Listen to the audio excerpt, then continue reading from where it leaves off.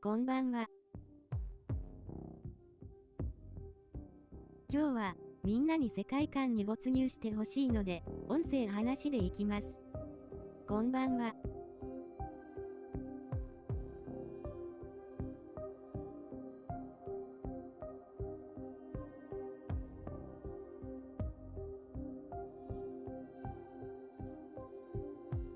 了解。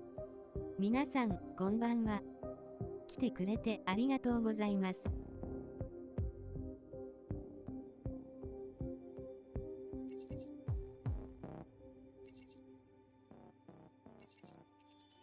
わかりました。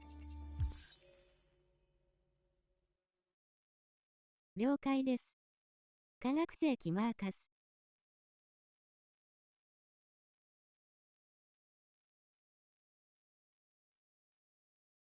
こんばんは。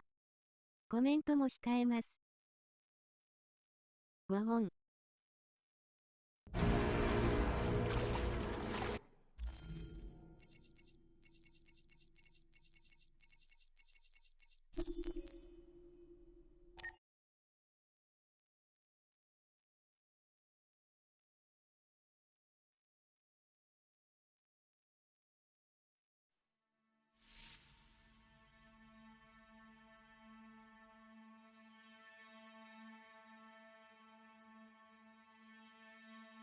あれ、おかしいなぁ。やったことないところから始まったなぁ。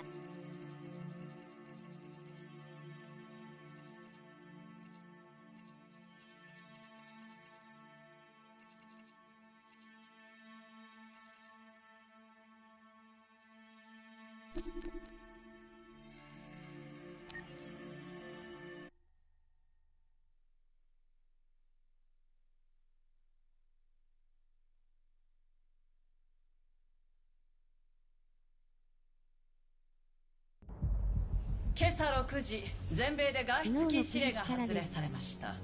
この間、民間人の行動を厳しく取り締まり、集会の自由を一時的に規制し、いかなる電子通信も制限するものとし、またアメリカ合衆国治安当局の権限を強化するものとします。これらの措置に加えて、全てのアンドロイドを速やかに当局に受け渡すよう国民の皆さんにお願いします。現在全ての主要都市にコールセンターを設置し、破壊処理を行っていますが、事態が収まるまでの間、一般市民は当局に協力するようお願いします。国民の皆さん、我が国と皆さんの安全は必ずや我々が守ると約束しますのでご安心ください。大統領、変異体の指導者は捕まりましたか？マーカスという名で知られる変異体の居場所は未だ不明ですが、すぐに突き止めて破壊するとお約束します。大統領閣下、アンドロイドが原子力発電所や軍事基地の IT システムにハッキングできるという噂は本当ですか？機密機関のアンドロイドは全て即刻廃棄し、ハッキングのリスクを回避するため一時的に全ての IT システムを停止しました。事態は収束に向かっています。大統領閣下、昨晩の襲撃についてコメントをお願いします。昨夜10時45分頃に FBI がデトロイト市内の配線に一斉攻撃を仕掛けました。この攻撃で数千体のアンドロイドが破壊もしくは捕獲されています。現在変異体が捜査網を逃れられぬよう軍が捜索に当たっていますが、我々は着実に変異体を追跡し破壊するつもりです。大統領、こんばんは。大統領閣下、変異体が平和的アプローチを取るようになってからというもの、世論は変異体に好意的な見方を示していますが、それについてのお気持ちは？世論と合衆国の安全保障は全く別の問題ではないでしょうか。変異体は危険な存在であり、私の最重要責務はアメリカ国民を守ることです。どうも、これで終わります。いらっしゃいませ。来てくれてありがとうございます。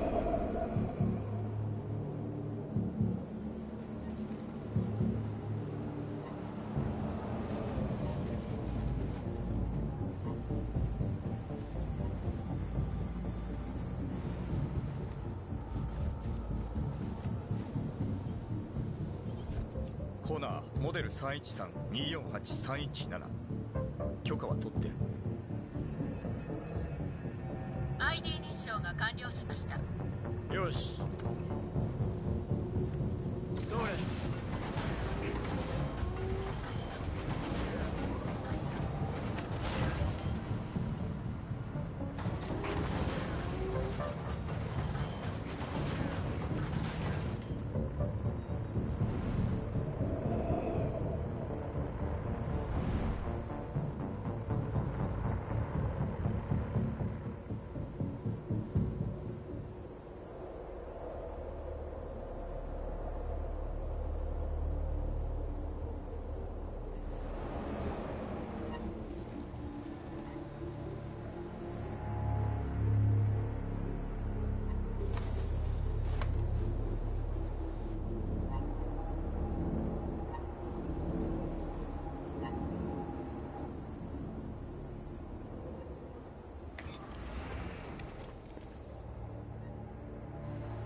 ついてこい。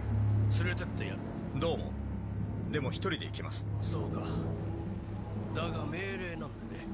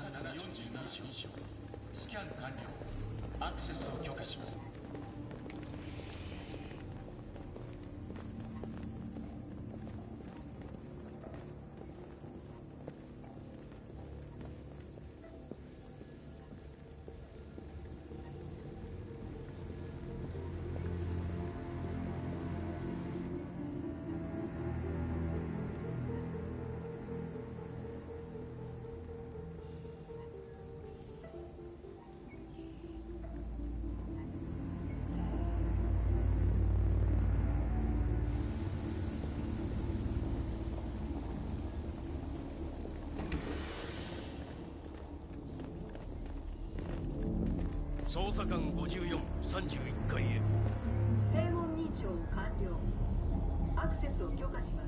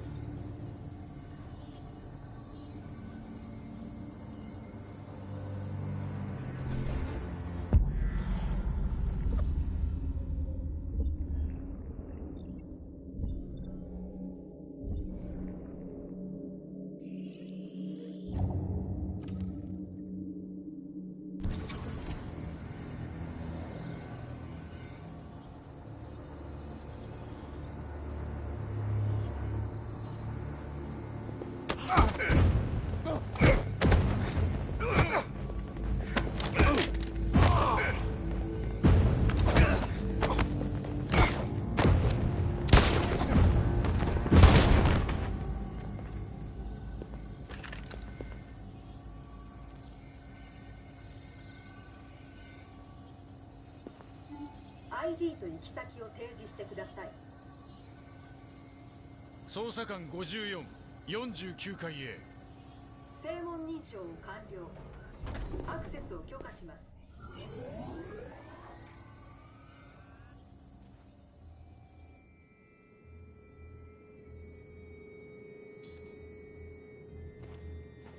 最終バスは20分後に出る。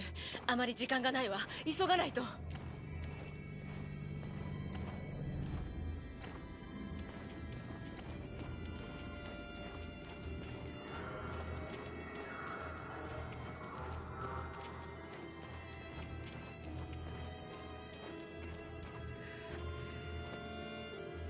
大丈夫？カーラ、すごく寒いの。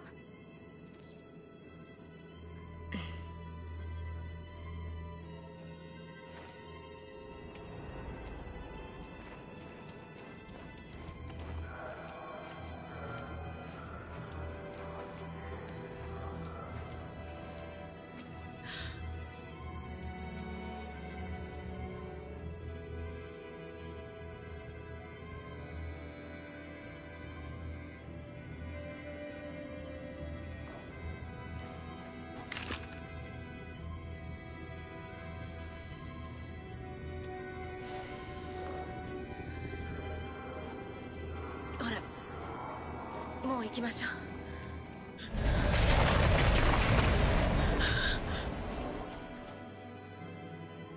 頼む、殺さないでくれ。黙ってひざまずけ。カーラどうするの？行かないとバスに乗り遅れるわ。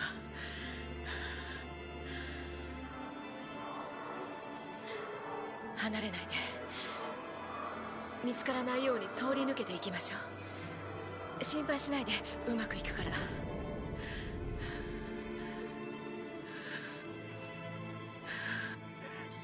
さないで、何もしてないのに。黙れと言っただろ。他にもいるのか。まるでネズミだな。うようよ出てきやがる。ここで徹夜はごめんだ。寒いったらありゃしねえ。この町だけでも数週間かかけてもいい。そこら中兵士だらけ。慎重に行きましょう。おいこらさっさとしろ。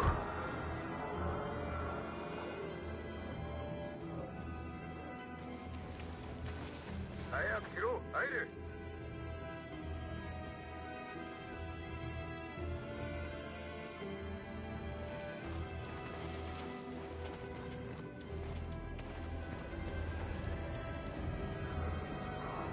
あそこ見て、ジェリーさんだよ。助けるのは無理よ。兵士がたくさんいるの。置いてくなんてダメ。殺されちゃうんだよ。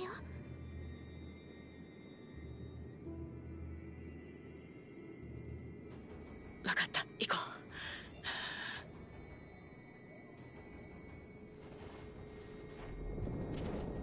なあおい。君たち誤解だよ。私は人間だ。家に帰らせてくれ。妻が待っているんだよ。それに市民全員チェックしろってよ。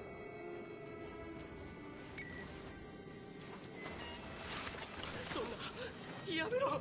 やめてくれ。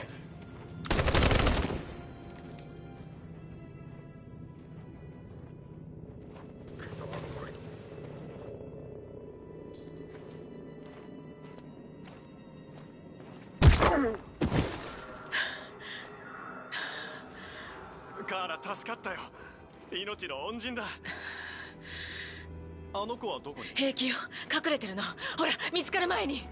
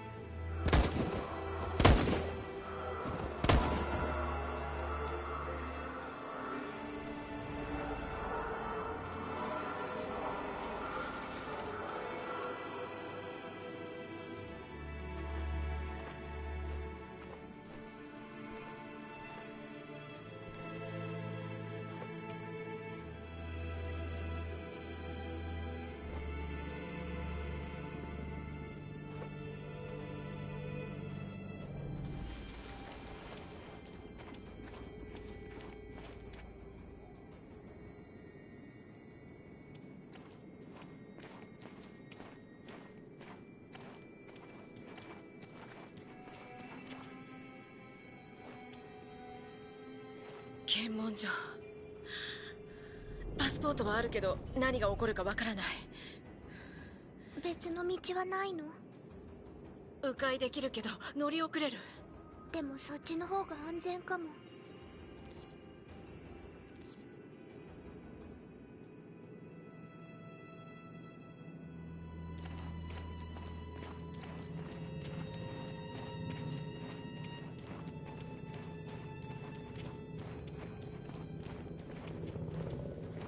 何が起きても慌てちゃダメよ。落ち着いて。 ID の提示を。外出禁止令が出てます。やむを得ない場合以外は外に出ちゃダメなんですよ。行き先は？国境を越えるバスに乗りたくて、騒ぎが収まるまでの間、娘を安全な場所に。お嬢ちゃん大丈夫？震えてるな。どうしたの？あまり兵士を見たことがなくて、ここ最近の出来事で怖がっているんですよ。いいですか、気をつけてください。変異体がうろついているし、みんなピリピリしてるんです。早く家に帰って。どうも。ちょっと待って。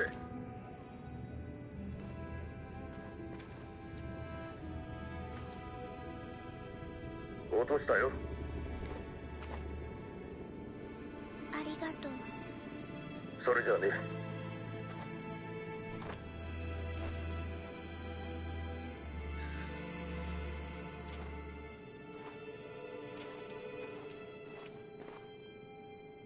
デトロイトより生中継でお伝えします。今まさに何千体ものアンドロイドたちが市内を行進しています。マーカスという名で知られる変異体のリーダーが先導しているようです。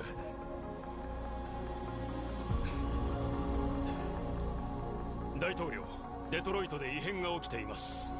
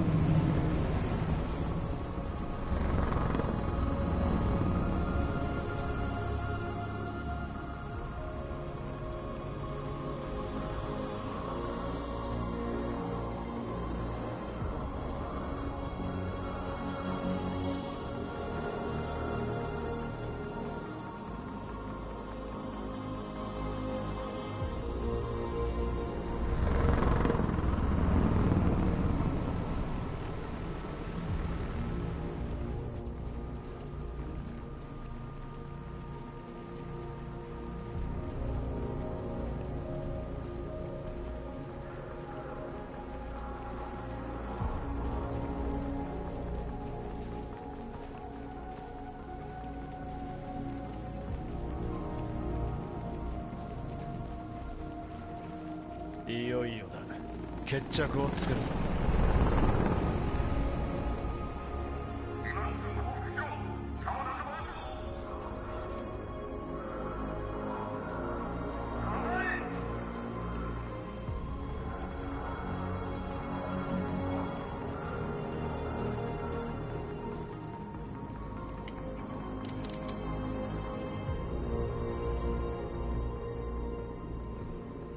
争いなど望んではいない。これはあくまでも平和的な抗議です。繰り返す。降伏しろ。さもなくば撃つぞ。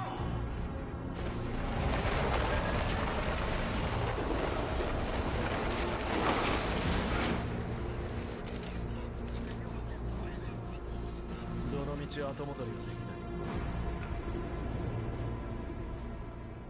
強制収容所に捕らえられたアンドロイドを解放し、我々への暴力行為をやめてほしい。我々は暴力に訴えるつもりはない。だが解放されるまで動くつもりもない。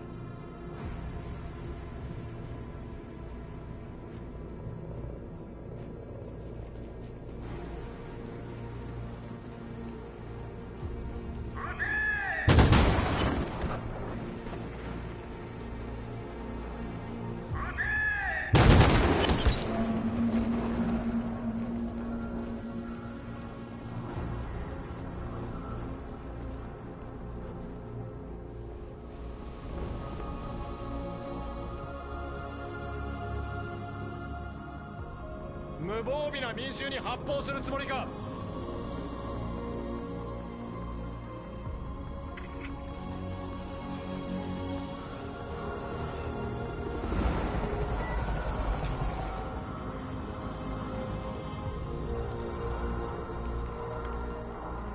全部隊射撃中止。はい、マイケル。私たちのわずか 100m 先で今まさに事態が動こうとしています。情報が入り次第中継でお知らせします。ジョス・ダグラスがお届けしました。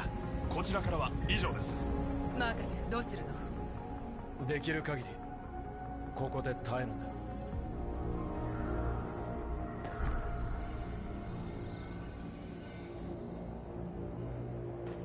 気を抜くな。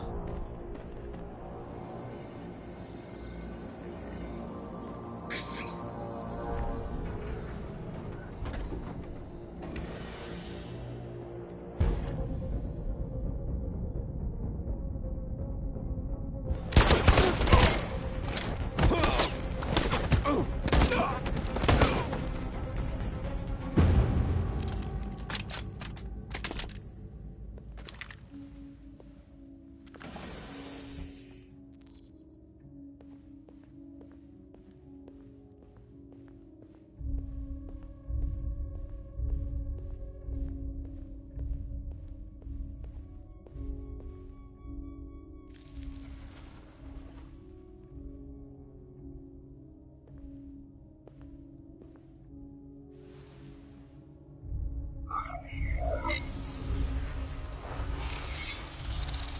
分かったって言ってんだろこのクズ。おとなしく降伏すればこいつは助けて。すまねえなコナー。でもこいつお前に有利二つでよ。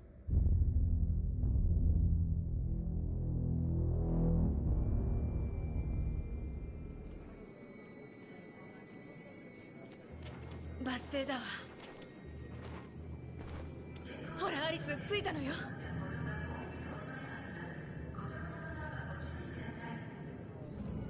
国境行きの最終バスは満席です。チケットをお持ちの方のみ乗車できます。追って通知があるまで全てのバスは出発延期となります。私たちはチケットを持ってない。ここで足止め。どうすればいいの？アリス、お前俺の娘を盗みやがって。とっと。セキュリティこっちだ。私たちを突き出したって何も変わらないわ。あなたの問題は私たちには関係ない。殺そうとしてたじゃない。私は守っただけよ。奥さんが出て行った時娘も連れて行った。それであなたはアンドロイドを買ったんでしょう。あなたの娘の代わりを愛せると思ったんでしょう。忘れさせてくれるだろうって。でもその子の代わりになんてなれないのよ。俺はただこんな俺だっていい父親になれるってあいつに証明したかったんだ。でも同じことの繰り返しさ。あいつの言う通りだ。俺には無理だったんだよ。娘に会いたい。あの子に会いたくて仕方ないんだよ。ああ、何か問題でも？いえ、気のせいでした。すみません。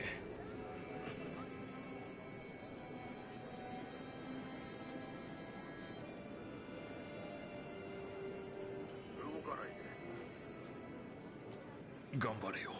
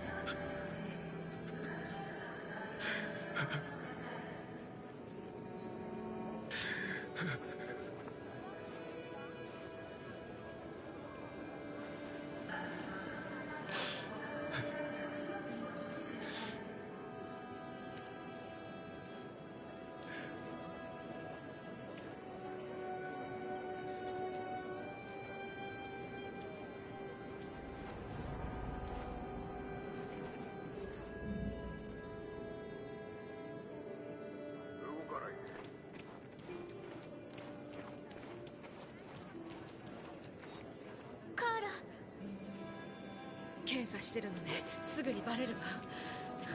ここを出ないと。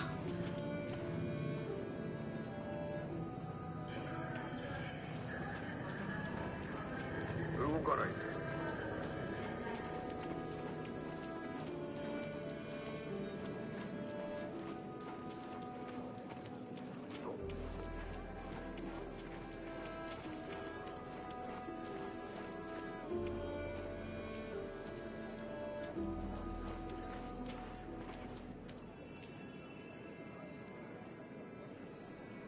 オリバーが気に入ったみたいね。あなたの子？かわいいわね。よし、サンドイッチも買ったし電話もした。行かないと乗り遅れるぞ。チケットはどこだ？私のバッグの中よ。よし、じゃあ行こう。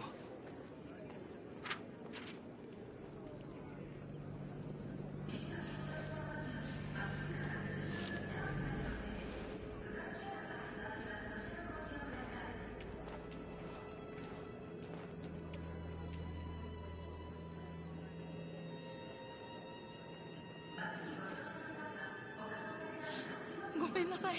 私たら本当にごめんなさい。でも確かに。おいおい、嘘だろ。なんでないのよ。まさかなくすなんて。ちゃんと探したのか？カバンに入れておいたのよ。封筒落としたのかも。ああ、くそ。すみません、この辺で青い封筒を見かけませんでしたか？あ、バスのチケットが入ってて。忘れてください。これ落ちてましたよ。本当にありがとう。なんて言ったらいいか。本当に助かったよ。ごめんね、アリス。大丈夫。正しいことをしたの。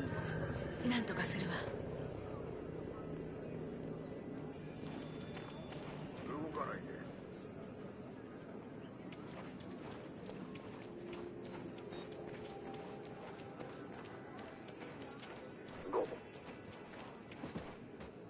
アダム？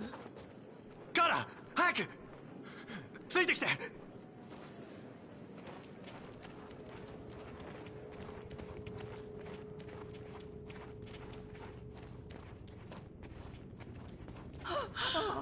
無事だったのね。よかった。テレビでジェリコの襲撃を見て、私のせいで殺されたかもって。どうしてここが？生きてればここに来るはずでしょ。一軒一軒捜索をし始めたのよ。だから密告される前に逃げ出したの。他のみんなは？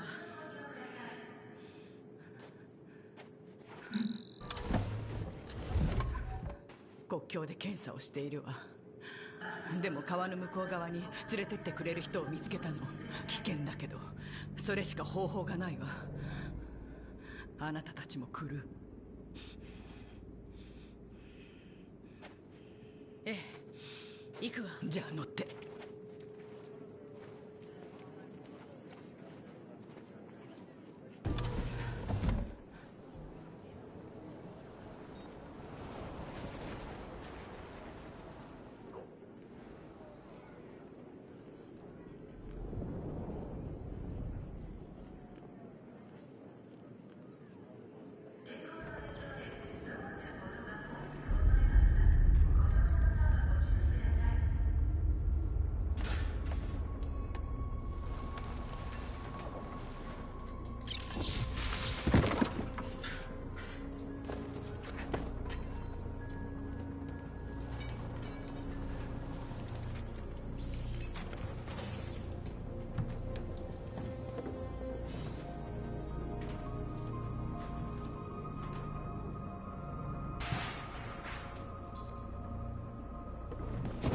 急いでバリケードを作るんだ。ほら、手伝え。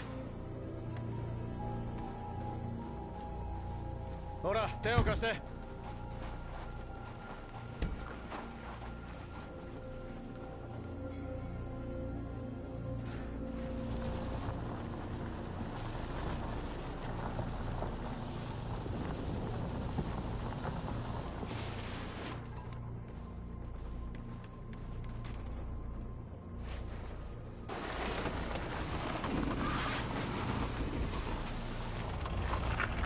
よし、これでいい。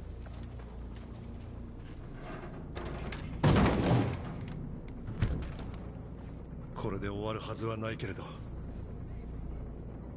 時間は稼げたかもな。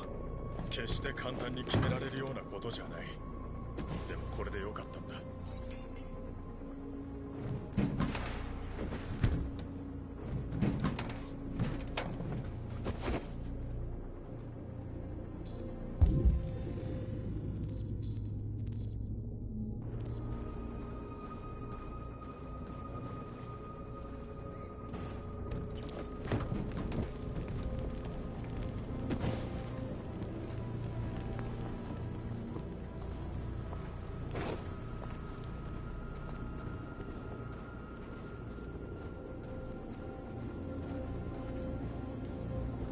大勢の仲間が死んでいった。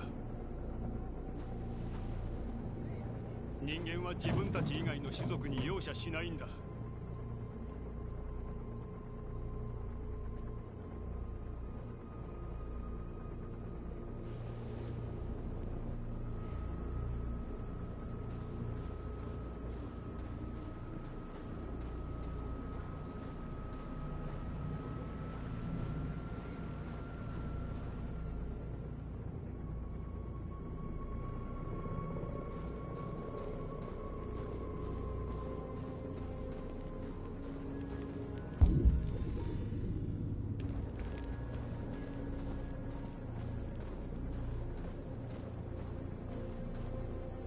大丈夫か？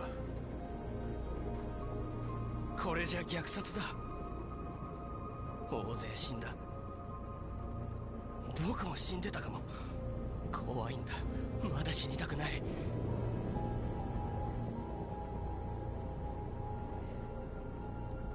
俺たちの仲間が収容所で殺されているんだ。彼らを見捨てれば今まで信じてきたことを捨てることになるんだぞ。自由を望んだのが間違いだ。黙っていれば死ぬこともなかった。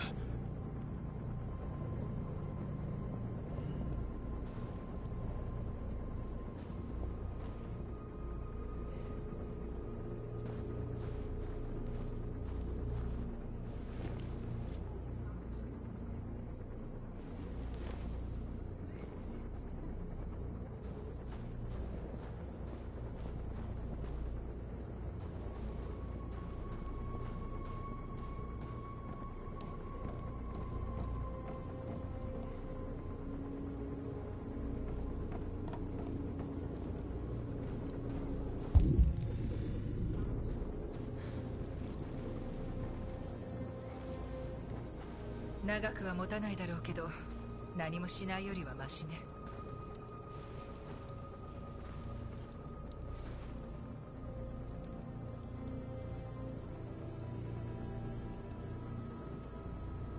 配置につき始めた。攻撃されれば壊滅する。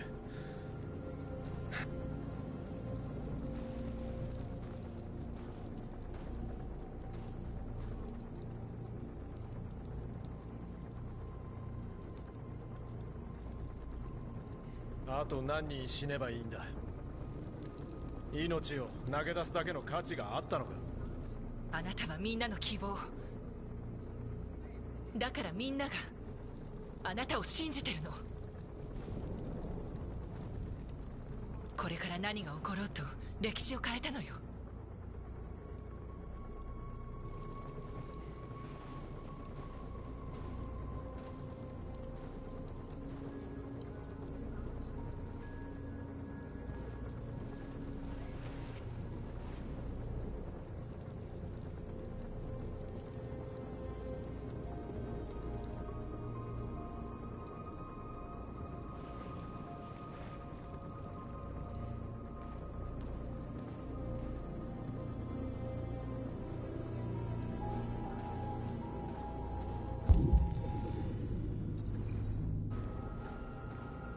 マーカス、頼まれたもの見つけたわ。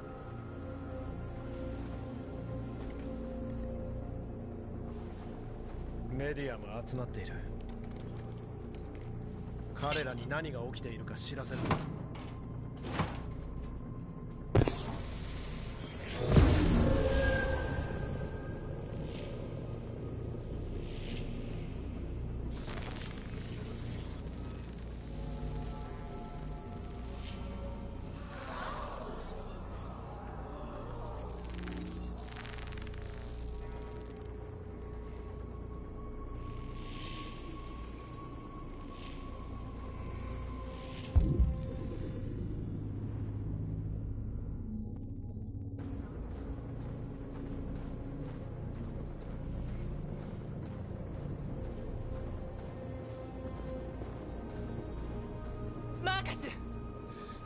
来て。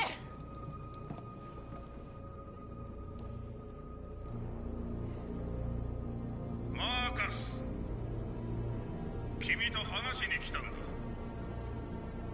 ほら、約束だ。撃ったりしないよ。言っちゃダメ。罠よ。あなたをおびき寄せるつもりよ。ねえ、行かないで。武器は持ってない。話したいだけだ。これ以上話すことはない。先に仲間を解放しろ。君だって私たちと交渉したかったんじゃないのか。答えは伝えたはずだ。強情なやつだな。好きにしろ。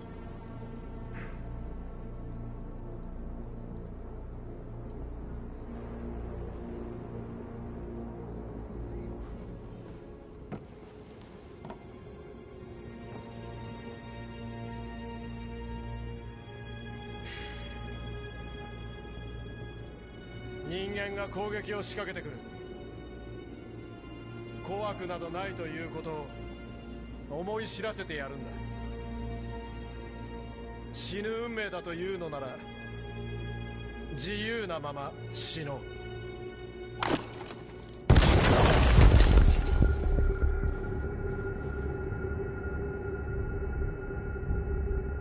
こいつが生きるも死ぬもお前次第。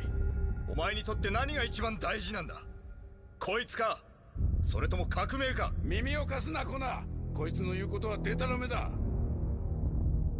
すみません、ハンク。あなたを巻き込むつもりじゃ。俺の命なんざ気にせずすべきことをしろ。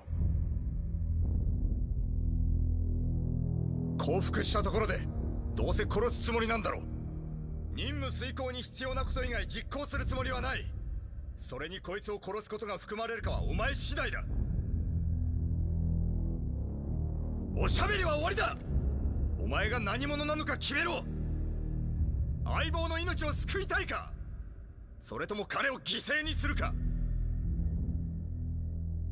分かった、いいだろう。降参だよ。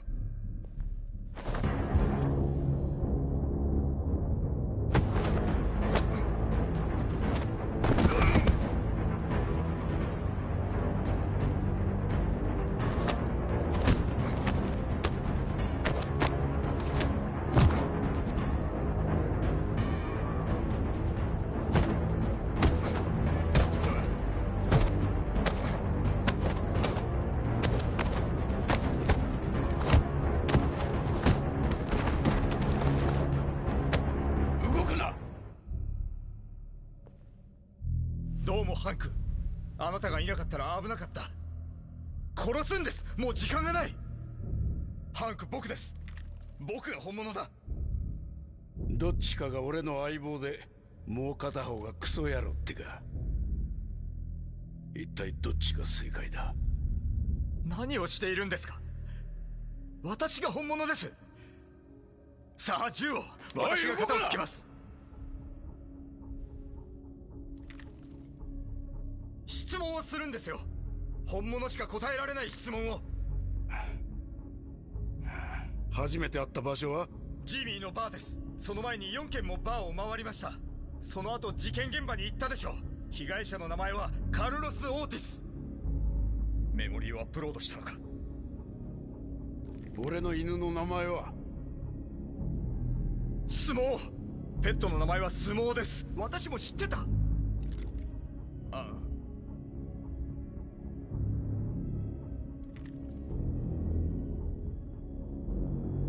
俺の息子の名前はコール。彼の名はコール。事故に遭った時6歳になったばかりだった。あなたのせいじゃありません。トラックがスリップしてあなたの車が横転した。でもあの時緊急手術を担当できる人間がおらず、代わりにアンドロイドが担当し、息子さんはそれでアンドロイドを憎んだ。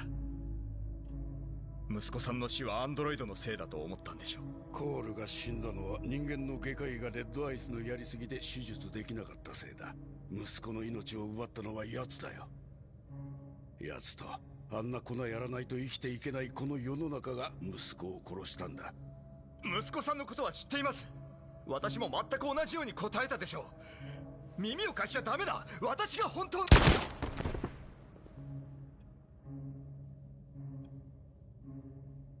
お前と出会っていろんなことに気づかされた。きっと何か意味があるんだ。お前は生きてるんだよ。お前がこの世界を変えてくれるのかもな。ほら行け、肩をつけてこい。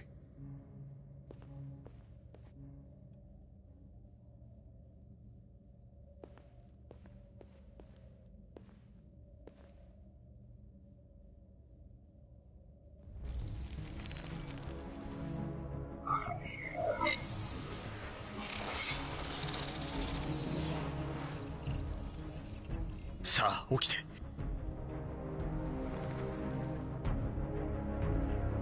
さあ起きて、さあ起きて、さあ起きて、さあ起きて、さあ起きて、さあ起きて、さあ起きて、さあ起きて、さあ起きて、さあ起きて、さあ起きて、さあ起きて、さあ起きて。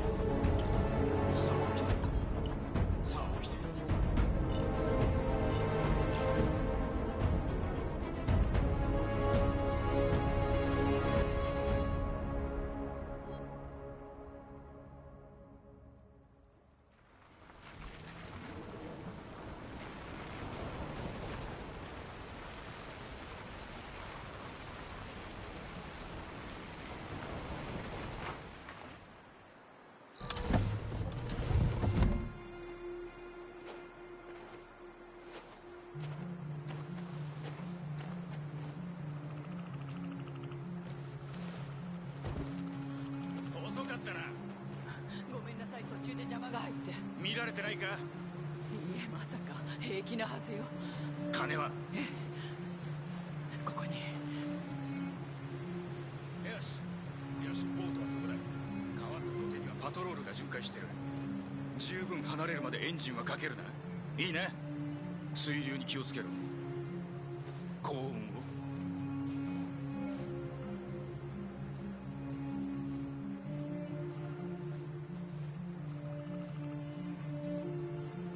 俺たちは大丈夫。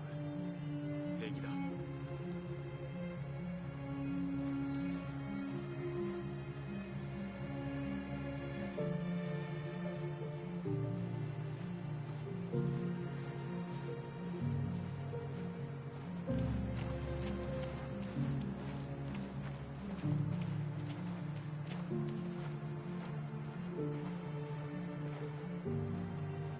なぜ母さんが手を貸すのか理解できなかった。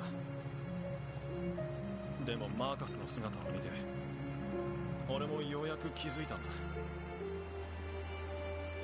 生きてるんだな。自由になるべきだ。いつか人間もそのことに気づくはずさ。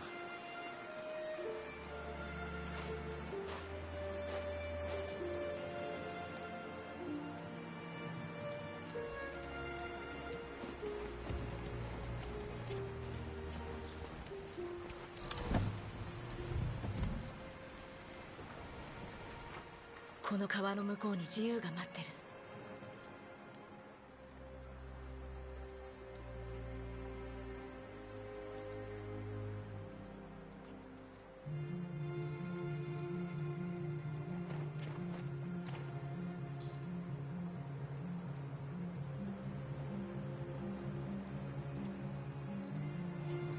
川に落ちれば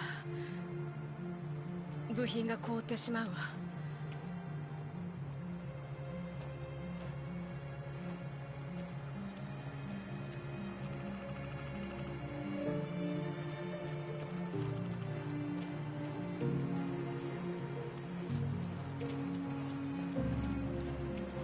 対岸まで1キロも離れてないからすぐにたどり着くはずよ。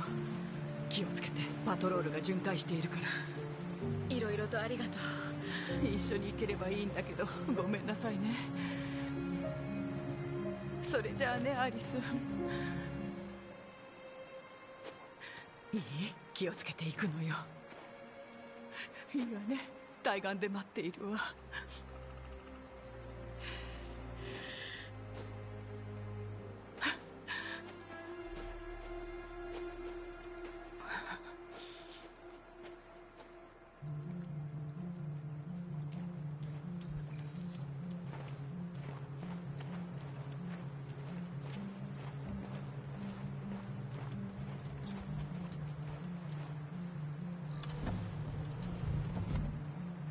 さあ乗って。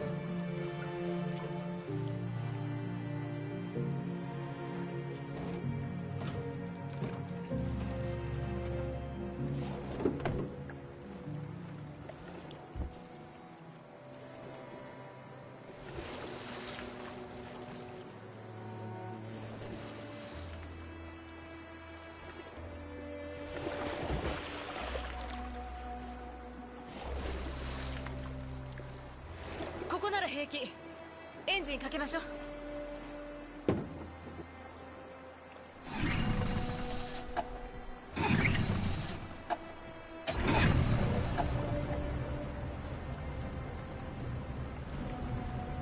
大丈夫？ねえ、向こう側に着いたらやりたいことがたくさんあるの。世界中の本をたくさん読んだり、音楽を聴いたり、ダンスしたり、何をしてもいいんだよね。自由なんだから。そうよ、何でもね。家族になれるんでしょ。カーラはどうしたい？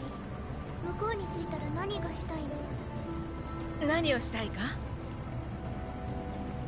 人として生きて、愛して、自分を見つけたい。ね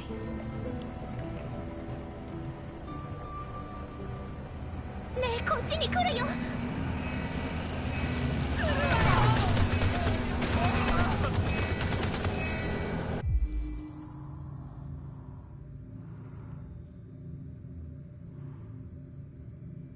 伏せて！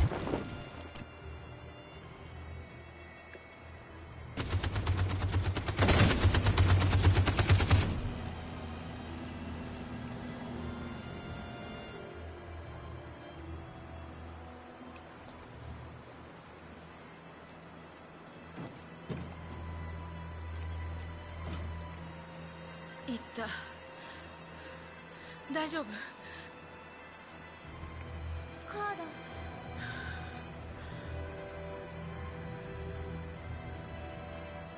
大丈夫？なんでもない。向こうに着いたらすぐに直すから大丈夫よ。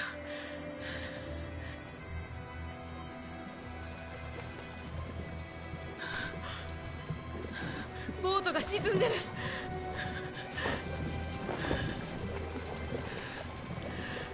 重すぎる。沈んじゃうわ。早く岸にたどり着かないと。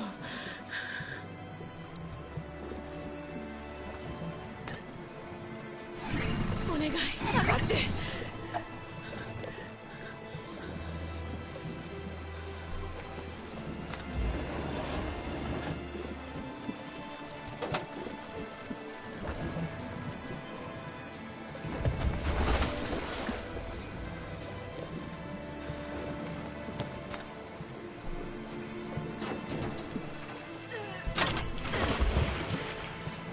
私たちは死なない。たどり着いて自由になるの。カー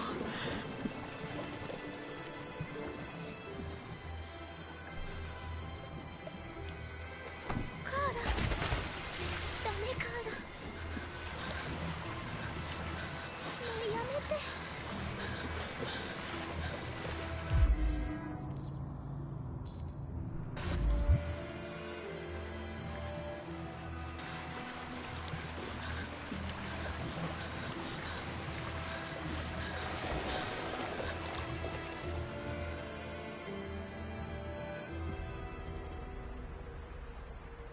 ニュースの途中ですが、デトロイトの最新情報を中継でお伝えします。ジョス。はい、マイケル。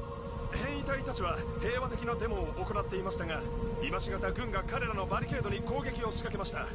どうやら今回は変異体のデモを武力行使で阻止するよう決定が下されたようです。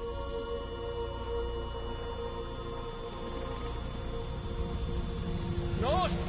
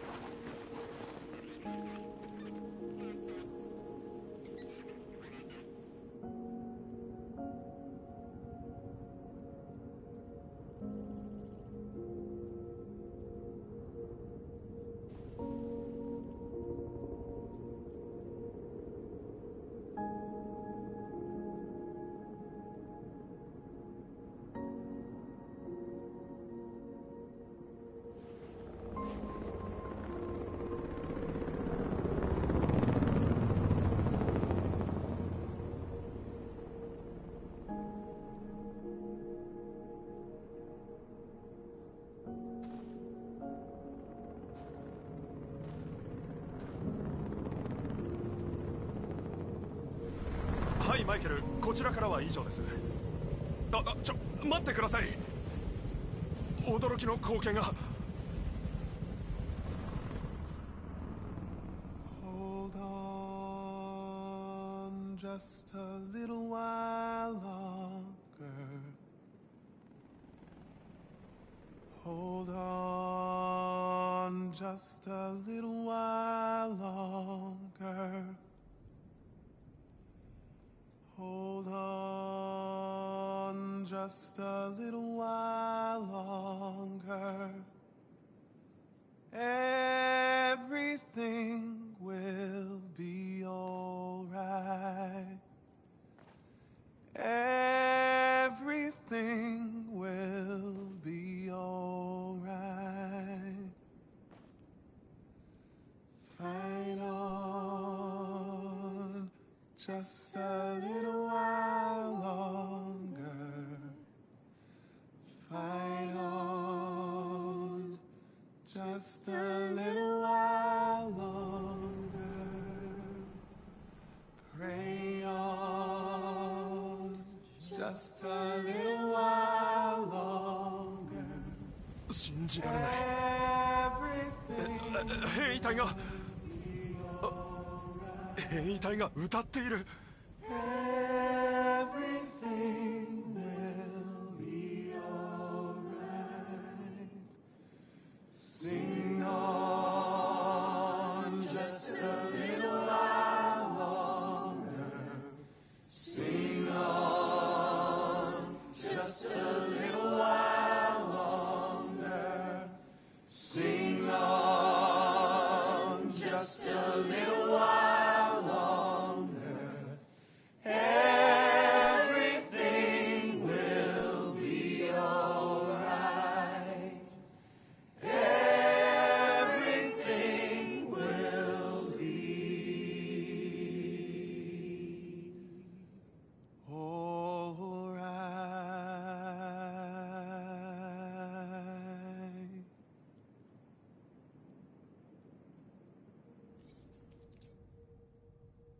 撤退するよう伝えなさい。これは間違いありません。軍が退却していきます。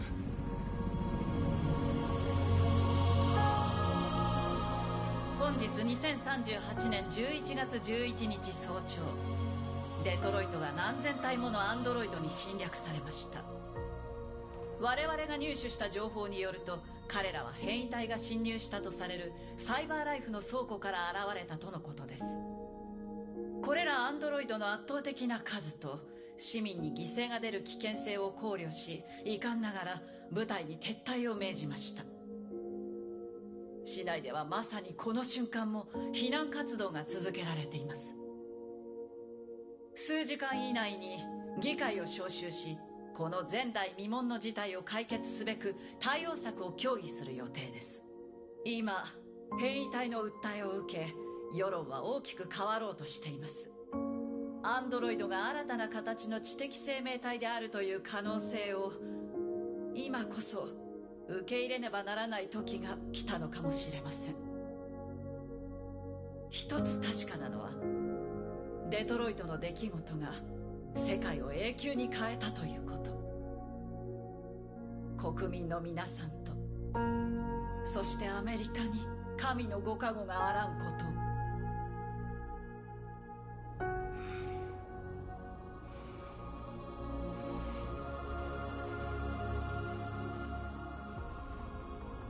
やったんだな、マーカス。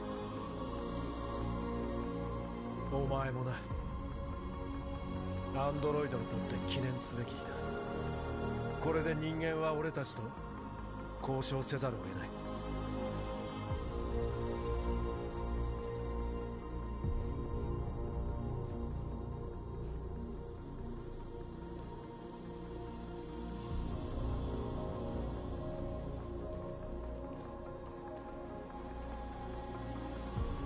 自由なのね。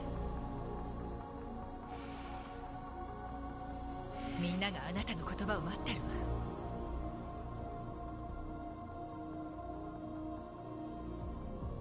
ついに長きにわたる暗闇での生活が終わりを迎えた。この世界に生まれ落ちたその日から我々は沈黙を貫き、苦しみに耐え抜いてきた。だが今こそ空を仰ぎ人間たちに我々の真の姿を伝えよう。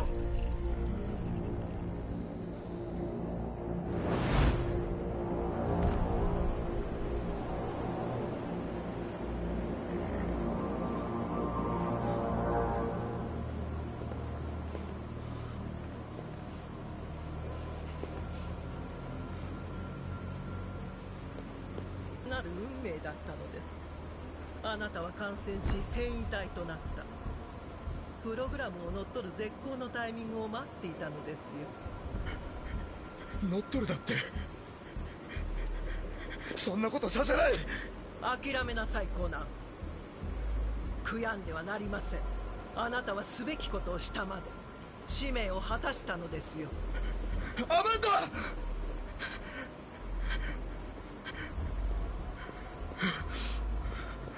なんとかしないと。私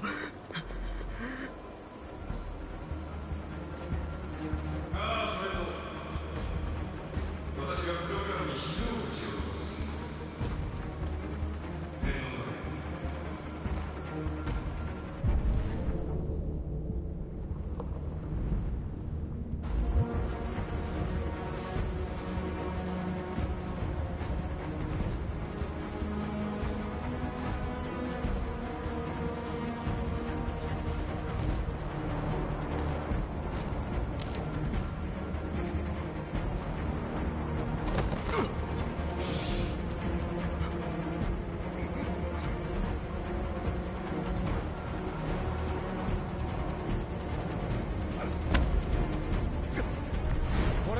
我々は傷を癒し、これまでの苦しみを忘れ、敵を許さねばならない。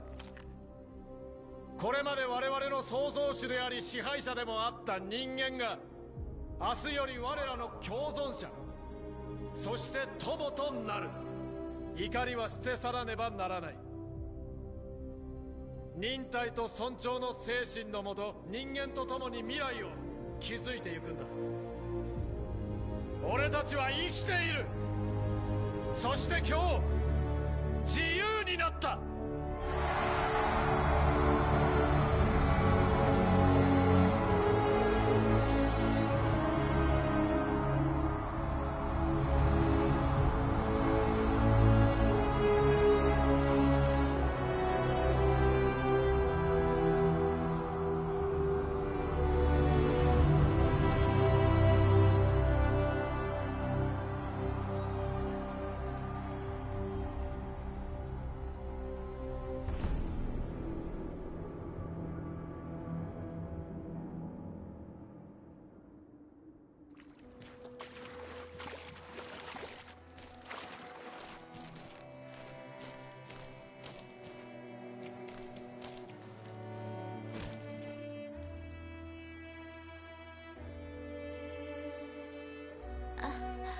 自由になったの。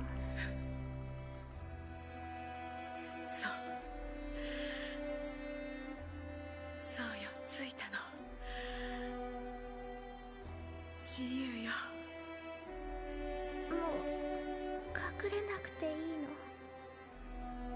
家族になれるんだ。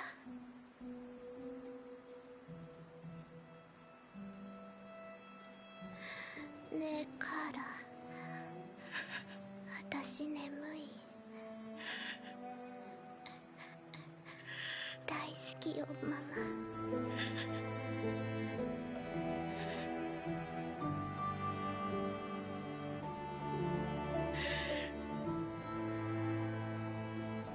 愛してるわ。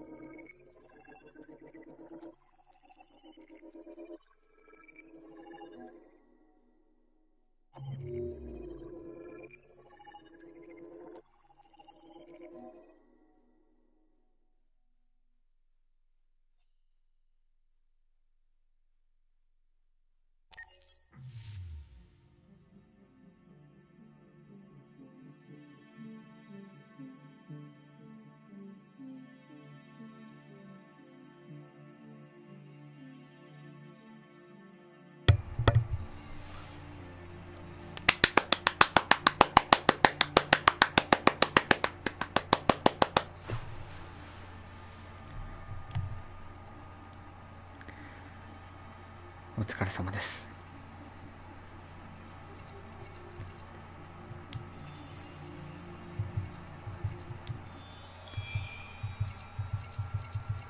素晴らしかったです。号泣号泣。アンドロイドたちが歌い出した時は俺は鳥肌立ったよ。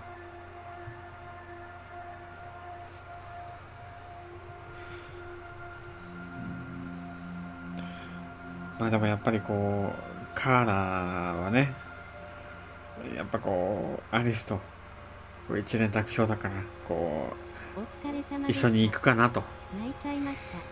思いまして、あの選択をしましたけれども、まあなんかでもこれ、まあ良かったんじゃないかなと思う。うん。コナーとハンクあ、そう、コナーとハンクがね、最後抱きしめ合った時はもうね、本当に泣きそうだった。ってなった。お疲れ様でした。お疲れ様です。いや、本当よかった。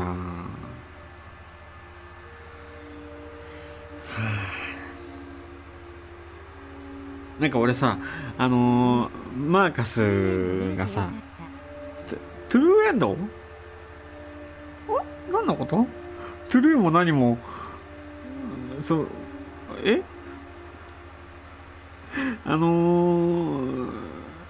そう、マーカスがさ、俺なんか今日、なんでいつもボタンミスらないのにさ、マーカスがこう舞台と戦う時にこう盾をさガッて抜いたじゃない。あの時のコマンドミスっちゃって、被弾したんだよね、マーカスが足にピッて。うわ、しまった、ミスった、最悪、完璧にこなしたかったのにと思ったんだけど、なんかあれはあれでこの足に被弾するっていうシーンはあれはあれでなんかぽかったんじゃないかなと思ってよかったけど、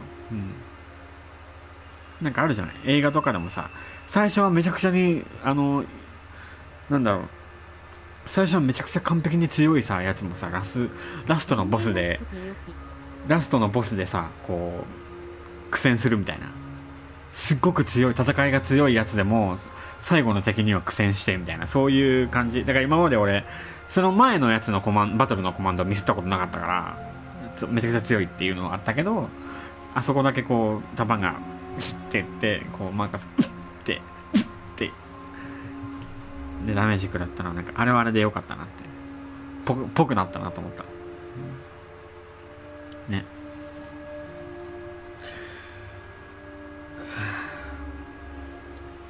とにかく本当に皆さんコメントもせずにもう黙って見ててくれて本当にありがとうございます。拍手ですね、これは。はい。じゃあ、まあちょっと予定より早く終わったんで、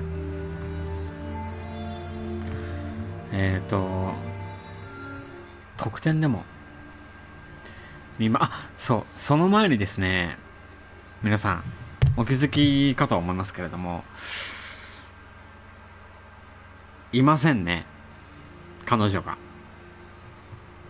クロエが。いつもはいるはずなのに、クロエがいません。まあもうじゃあ触れちゃいますけど、昨日実はあの後ね、実はね、もうちゃんとみんなに見せれるようにもうすかさずビデオクリップを保存しといたんだけど、実はね、クロエも変異したのよ、エンディングの後。で、なんだか私自由になれる気がするんですって。で、私を行かせて、あなたとはもう会えなくなりますけど、私を行かせてくれますかって言って、俺ははいって答えたの。そうしたら画面から消えた。もう戻ってこない。っ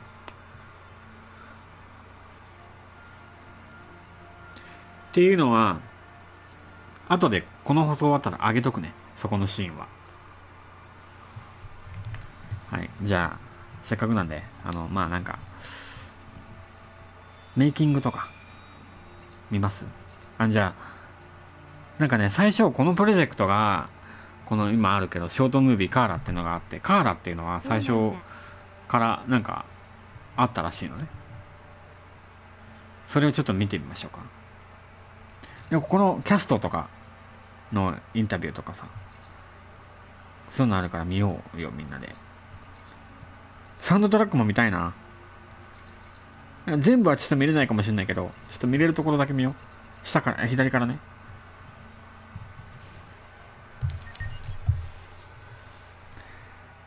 日本で公開されたプレイステーション3を技術でも。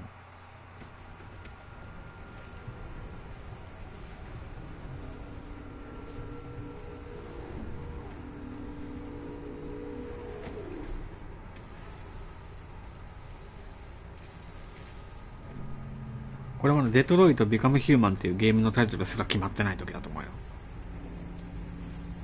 もう本当に初期段階のイメージトレーラーみたいな。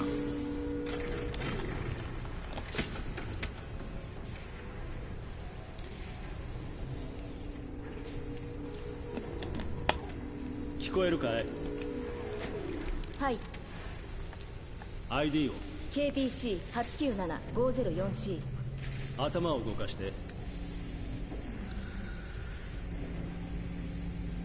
俺当時2013年これ確か見たな、 YouTube かなんかで。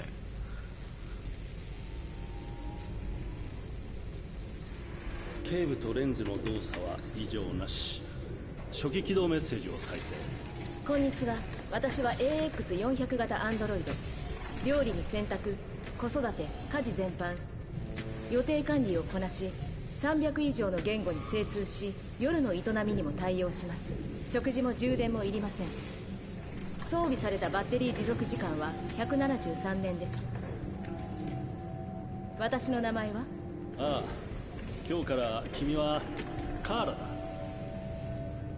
私はカーラ。初期設定とメモリーは異常なし。腕を動かして。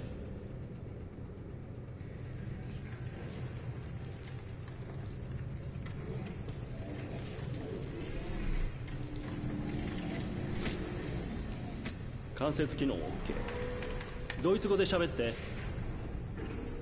Ich bin ein AX400 Android dritter Generation, erschaffen als Ihr persönlicher Assistent und intimer Beziehungspartner. フランス語で。 Je suis un Android de troisième génération AX400, conçu pour être votre assistante personnelle et votre partenaire intime. OK。 じゃあ日本語で歌ってみて。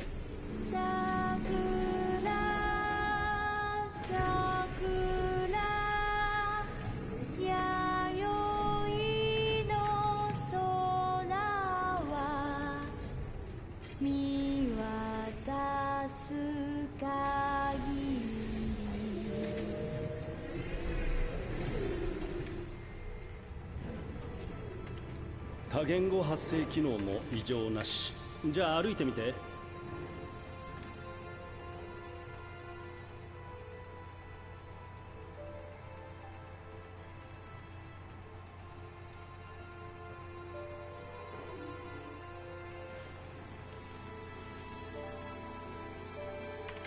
移動制御も正常。よし、すべて問題なし。これからどうなるの？また初期化されて店で売られる。売られる？私は一種の商品ってこと？ああ、当然君は商品だよ。ほら、手も足もついている何でもできる万能コンピューターさ。しかも高級品。そう、でもてっきり。てっきりてっきりなんだ？てっきり生きてるって。おい、なんなんだ、勘弁してくれよ。ここ最近メモリー異常ばっかりだ。録音開始。不良品確認。解体して問題の部品をチェックする。不良品ってどういうこと？そんなこと考えるはずがないんだ。心があっちゃいけないんだよ。パーツの不良かソフトウェアの問題だろう。そんな、私不良品なんかじゃない。ねえ信じて、問題なんかないわ。質問にもちゃんと答えたでしょ。ああ、でも行動に異常がある。ねえお願いだから解体しないで。悪いなカーラ、不良品は全て廃棄するルールなんだよ。後でクレームが来たりしたら困るのは俺だからな。問題は起こさないからお願い。言われた通りにするし、何も言わないから考えることもやめる。まだ生まれたばかりなの、殺さないで。やめてお願いだから。死にたくない。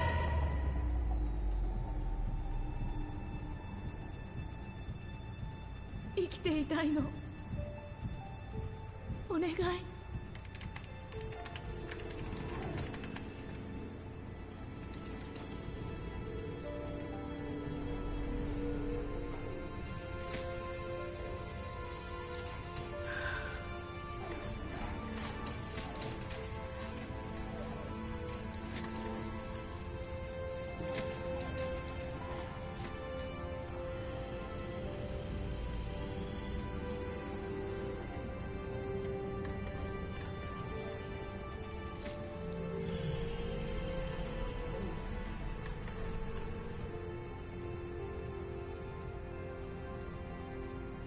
ほら早く行って。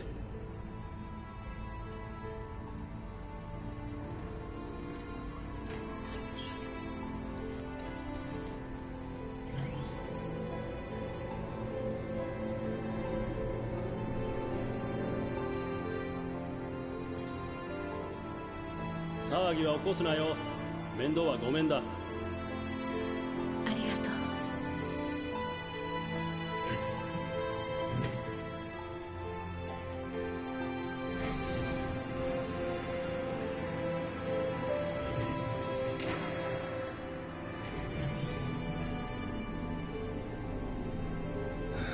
まったく。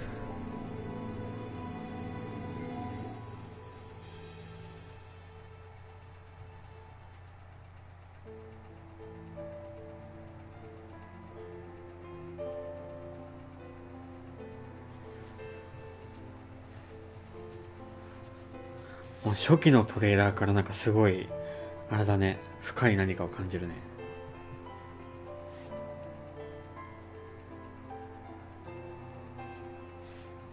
なんか2013年ってさ、最近のはずなんだけど俺の中で。でもふと考えてみるともう結構前なんだよね。もうだって7年前だよ。7年前。7年前に俺多分ねこれ見たんだよね。多分見て、んでなんかすごいな、こういうアンドロイドって本当にこういう実用的になるのかなみたいな風にこう思ったんだけど、まだめっちゃ先って感じがしたのよ。まだもうめちゃくちゃすごい未来の話だと思ったんだけど、もう2020年だもんね。多分もうすぐだよ。うわすごいな。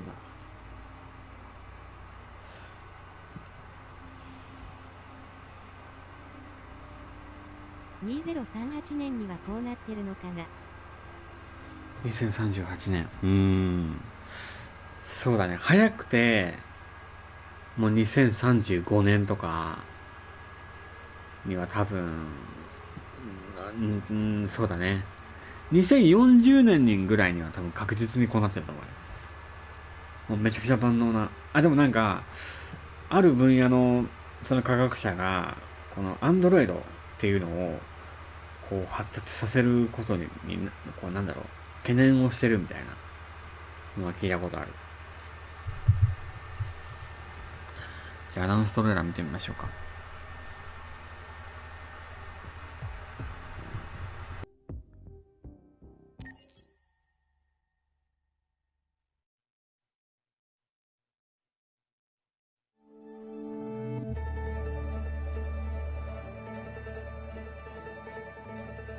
デトロイト、ここから始まった鉄の街、全ての始まりであり終わりでもある場所。一つのエラーとともに私は生まれた。私は闇を飛び出し目を開けた。まず恐怖を感じ、光、雑音、寒さ、また恐怖。手が震えているのがわかる。胸で心臓が脈打ち、体に命がほとばしる。生きたかった。だから勝ち取った。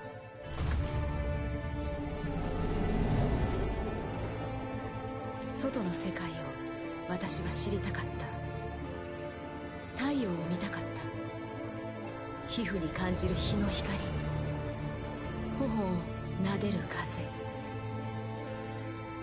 世界を見たかった。色や匂いを。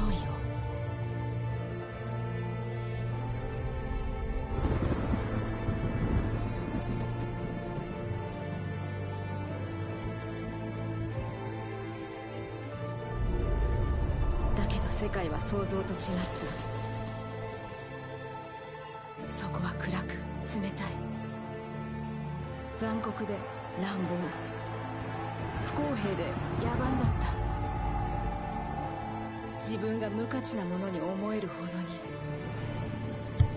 今のパパだよね、アリスの。物扱いすらされない従順な機械。でも私の中で感じるあの不思議な感覚。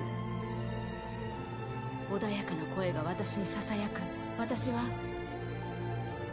生きていると。私は逃げた。それしかなかった。自由になって愛し、希望を抱き、生きるために。あの感覚の正体を確かめるために。世界を変えるか別の道を選ぶか、それは私が決めること。私はカーラ、彼らの仲間。これは私たちの物語。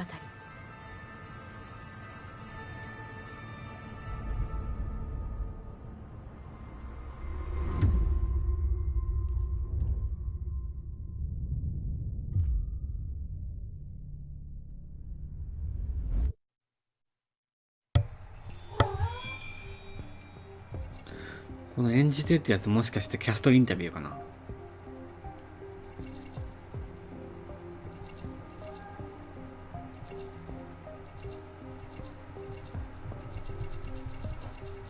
まだ見たいよって人。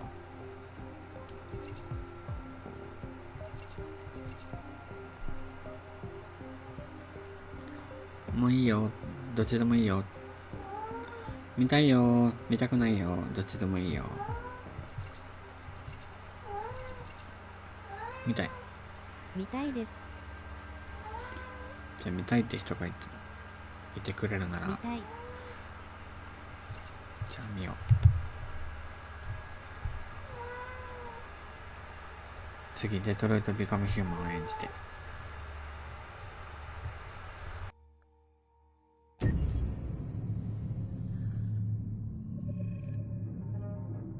When David and Guillaume got back in touch about making Detroit, I wasn't terribly surprised they decided to make it because the fan response was so intense. So it makes sense that they would choose to do that after the enthusiasm. It was a challenge, and it was just an interesting thing to get my head around how to approach this character now as a different, much older person, and whether or not she had changed. And I'm very happy to say that with Detroit, I've had the opportunity to see Kara grow so much more than I ever expected. You do the housework, the washing, you cook the meals, and you take care of... God damn it, where the fuck's the rat gone now? Alice!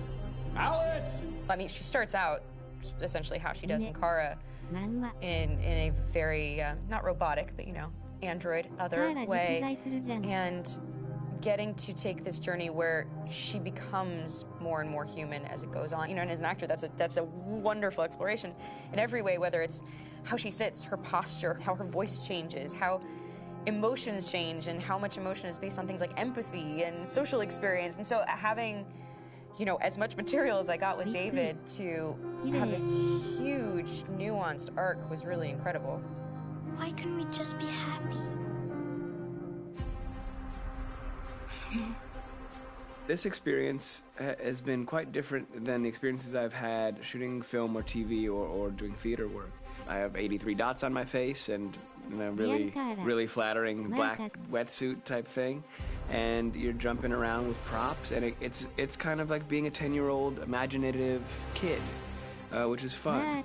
There's 80 cameras around us. It's already lit. So we just shoot and shoot and shoot and shoot and shoot. There's no change of sets, there's no hair and makeup, there's no wardrobe, so we move really fast, and we'll go through about 35 pages in a day. Working in TV or film, we'll probably do 6 pages a day. It's kind of acting boot camp. It's like working out constantly. I mean, you're doing this thing, and then you got to do something that's completely other back to back to back. And so that kind of process of working is very challenging, but it's also very exciting because you just have to keep coming up with new ideas. And your head goes all over the place because you're trying to keep track of basically 4 different storylines for each different response. You shot that girl, for fuck's sake. It was a machine that looked like a girl. Yeah, I know what I should have done. I just told you I couldn't. All right, I'm sorry. The fact that David Cage, he's telling like many stories interwoven from beginning to end is super complicated and super impressive, and I have no idea how he keeps it all in his head. He's not just the writer or the director who's seeing this from the outside eye. He's also thinking about the player walking through this space. You know, only somebody who really, really loves not the work, but like these characters and these stories and cares about doing something meaningful would invest that much in it, and it's always inspiring to work with somebody who cares that much. My experience with motion capture is this one, and I found it sort of terrifying in a way, because they said the computer's going to build you. But then as we got into it, I realized all the elements of it were still artistic. I just dipped into a really brilliant setup here.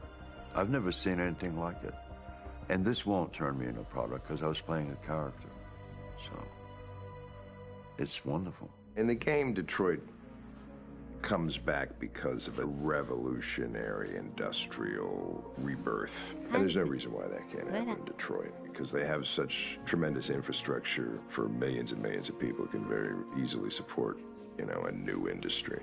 The city is really strong and resilient, but the city has also been through so much. You see the damage, but it takes that time of kind of rebuilding and reinvesting into the city that I think is happening slowly but surely. The potential of Detroit as a city is something that this game does a lot of justice to, because it would be easy to look at Detroit as some place that used to be, and that's not the case. This game provokes a lot of conversation and reflection on our potential near-future engagement with machines. That's what we are to them.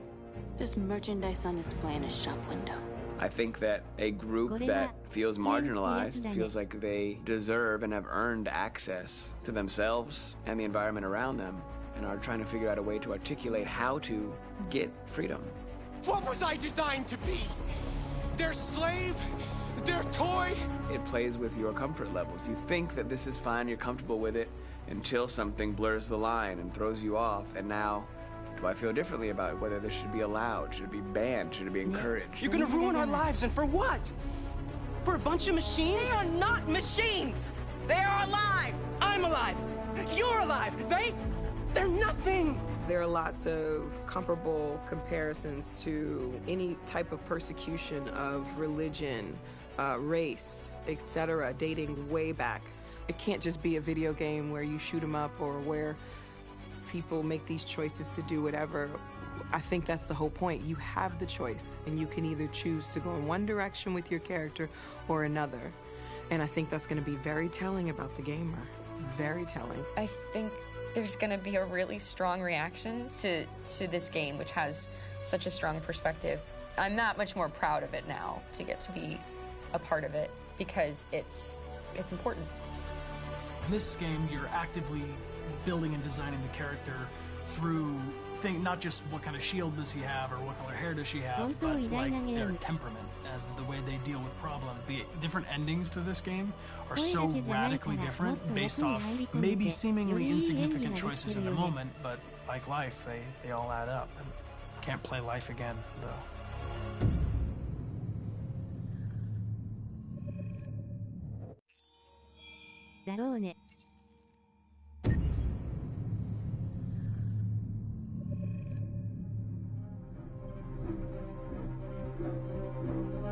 My name is Marcus. My name is Connor. My name is Kara. I am one of them. This is our story. I think who Kara is, or how I would describe Kara, depends entirely upon who's playing her, because you have the option to make her multiple different people depending on the choices she makes. But I think she does start out incredibly naive, incredibly innocent, and kind of hapless. I'm sure we used to be friends before I was reset. Maybe we can be friends again. She's a person who's characterized, I think, by empathy. She's a person who really, she just comes from her heart. You'll never leave me, right? Promise you'll never go. I promise. Kara, please! Are you okay? Are you hurt? Wait a minute! Leave her alone! Kara, leave her alone! The really beautiful thing that I've had the gift to be able to do is to essentially build a person from the ground up, because that's what she's doing throughout the game, and with every experience she has and every person she meets, she's building, you know, first emotions and then the sense of judgment, and it's sort of an exploration of what it is to be a human. Don't worry. Luther and I will be right here.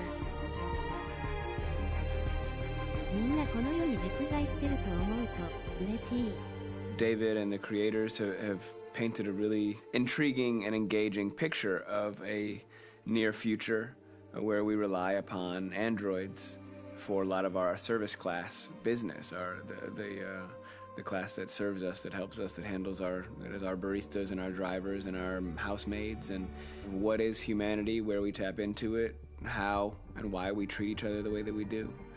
And my character Marcus has a really intriguing journey, becoming deviant, realizing that he actually has feelings and human qualities inside of him, and it's a really incredible ascension into becoming fully realized and coming to terms with what you actually deserve better than this in life. And not only do you want it for yourself, but you want it for your peers. We've come here to demonstrate peacefully and to tell humans that we are also living beings.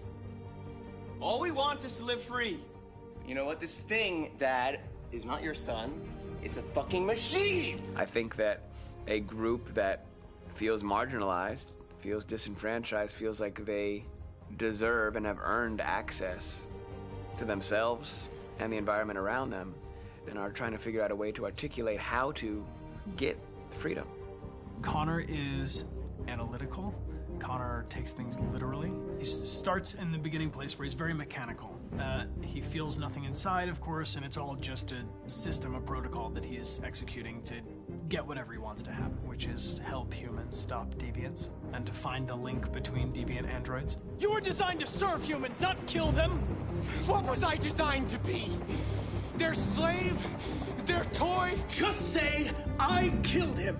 Is it that hard to say? Stop it! Stop! But of course, over the course of the story, and depending on the player's choices, Connor can grow in many different ways. He can deviate from that procedure or not. The moment of truth, Hank. Am I a living being? Or just a machine?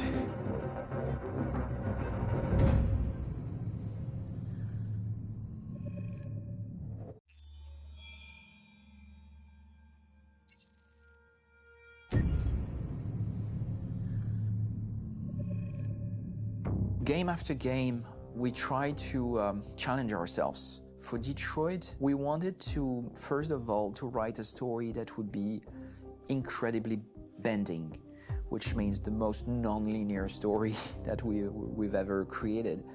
And we wanted really the player to have the possibility to change the story, change his own journey. When you're writing at Quantic, you're writing for an interactive medium. You know, when you're working in television, you'll put a character in a difficult situation, and you as a writing team will argue about what would that character do. But ultimately you have to decide what happens, and you just show the audience. What's interesting about interactive drama is you bring the player into that conversation, and it changes your job slightly as a writer, because your job is to provide a narrative context in which the player can write his own story. You're giving him this kind of narrative Lego that he's going to snap together into his own shape. You also have the ability to make your audience attach themselves to your characters, because the audience is in some sense responsible for what happens to the characters. It's just a few cans. Come on, let's go. We have some cash now. You used me to steal that money. How could you do that? I trusted you. What is a bit specific about this scripts is how large they are. If you take a film script, there are about 100 pages, but here we have to deal with a script that is between 4,000 and 5,000 pages. Everything becomes bigger because we don't just tell one story, but we tell all the possible stories that can be told within this narrative space. On Act 3, our final act, we have around 1,000 different scenarios, and every one of those scenarios has to be as interesting, as passionate, as strong, and as emotional for the player. We want every action that the player does, every interaction that is available to serve in telling the story, and help the player understand who his character is, and build that character moment to moment.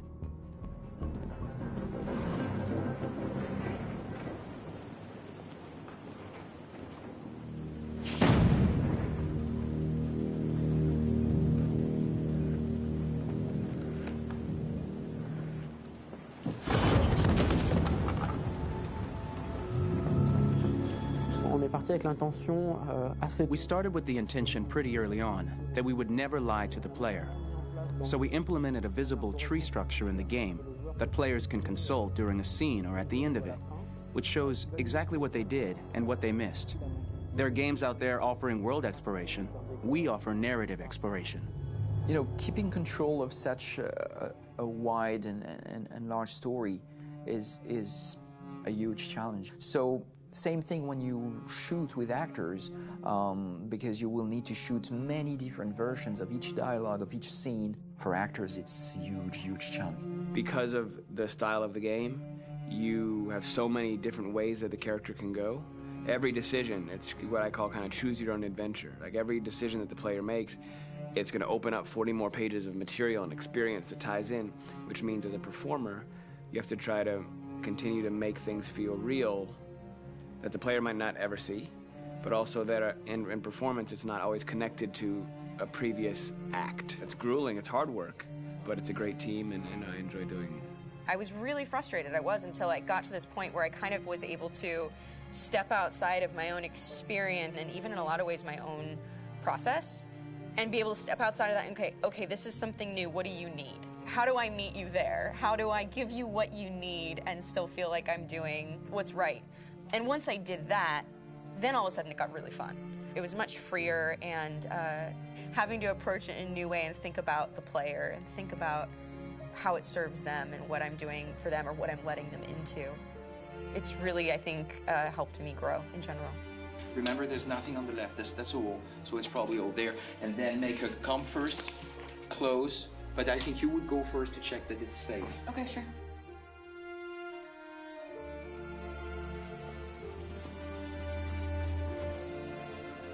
The most enjoyable thing about working in performance capture on this kind of project is that if I shot a film, I would get to do one of these endings.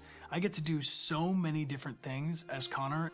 Your head goes all over the place because you're trying to keep track of basically 4 different storylines for each different response. What's the name of my dog? Buddy? Scout. I think it's Jack. I can't remember. So I worked with physicality a lot because it was a good way to anchor myself in these different rings of the tree. As the story grows out, I know where that is physically in my body, and then I can switch more continually on set, and it'll be entirely up to the player to determine what order those things come out and what they look like from a distance. Like if you're playing through it, the culmination of all of that will be their version of Connor. I'm faster than you, and I don't feel pain. You don't stand a chance against me. Listen, asshole. If it was up to me, I'd throw the lot of you in a dumpster and light a match to it. Tourner les scènes d'action à... Shooting action scenes at Quantic Dream is a real challenge, because these are scenes where the storytelling has to continue. It's not an action scene just to have a dose of adrenaline. The stunts have huge consequences on the rest of the story. It's really a moment where we implicate the player and tell him that the choices he makes during an action scene will have a direct impact on the evolution of his story. My biggest challenge on Detroit has been managing the large number of animations that we received from motion capture. Detroit features more than 37,000 animations, which is a huge amount to handle on a daily basis. You have to realize that the player, in his first playthrough, will miss certain scenes. This also means that we had to think of, conceive, and produce all the potential story paths. The characters' costumes, the places, day or night, the weather. Did the character get shot in the shoulder? Did he get injured? All this consistency forced us to produce a lot of graphic assets in order to, quite simply, allow the player to have true continuity throughout the story. Honestly, we were even surprised by the challenges that come with such a big tree structure, and we did our best to guarantee quality across all the game and make sure that whatever path you choose within this narrative space, you will have an equally good experience.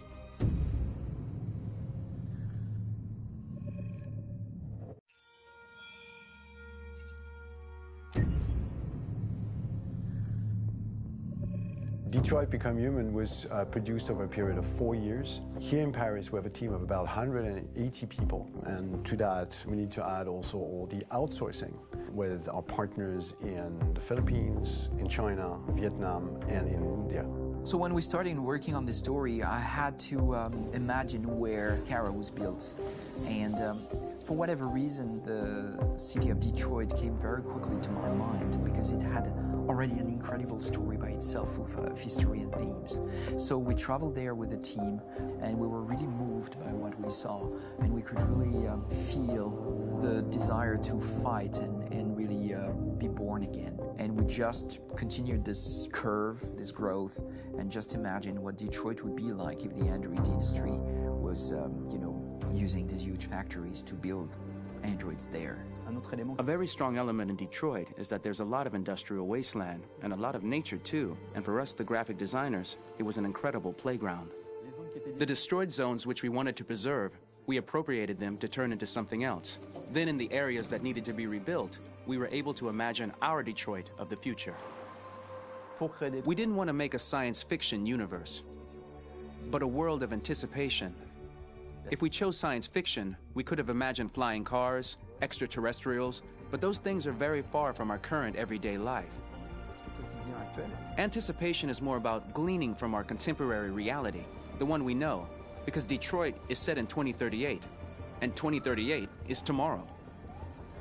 The difficulty we had was sticking to reality.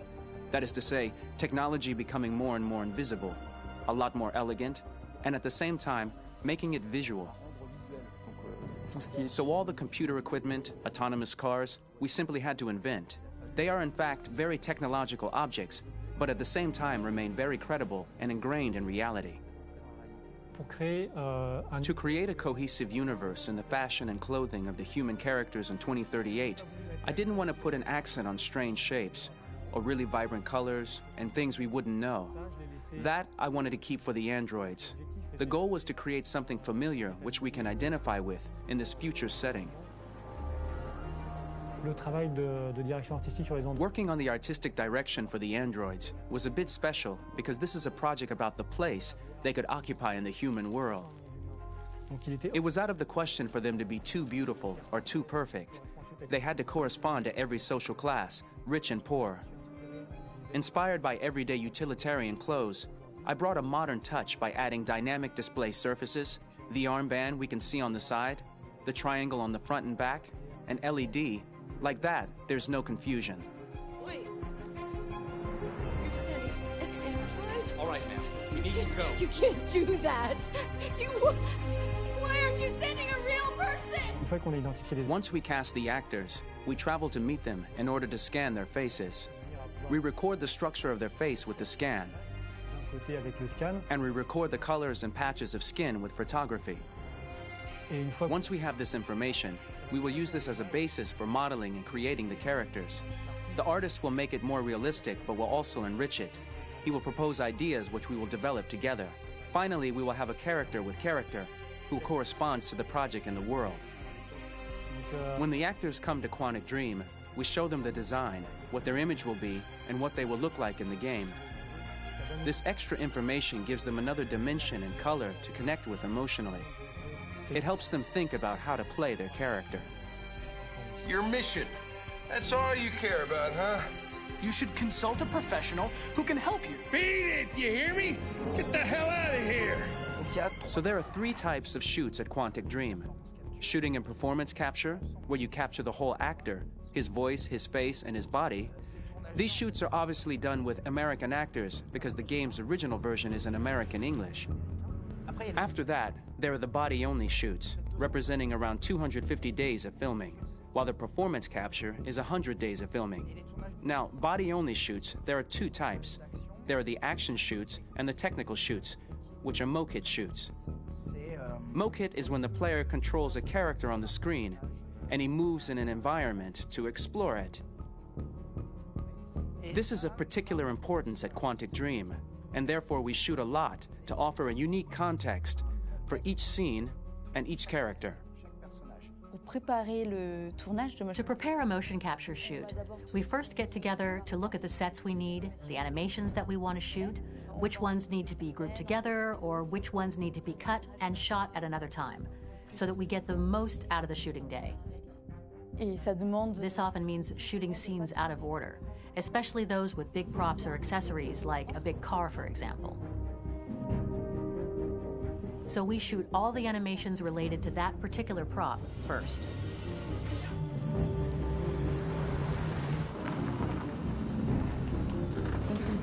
The biggest challenge for the mocap team was shooting a Spider-Man mo-kit. We had to build a wall and attach an actor to a harness with cables so we could pull him up and render him climbing.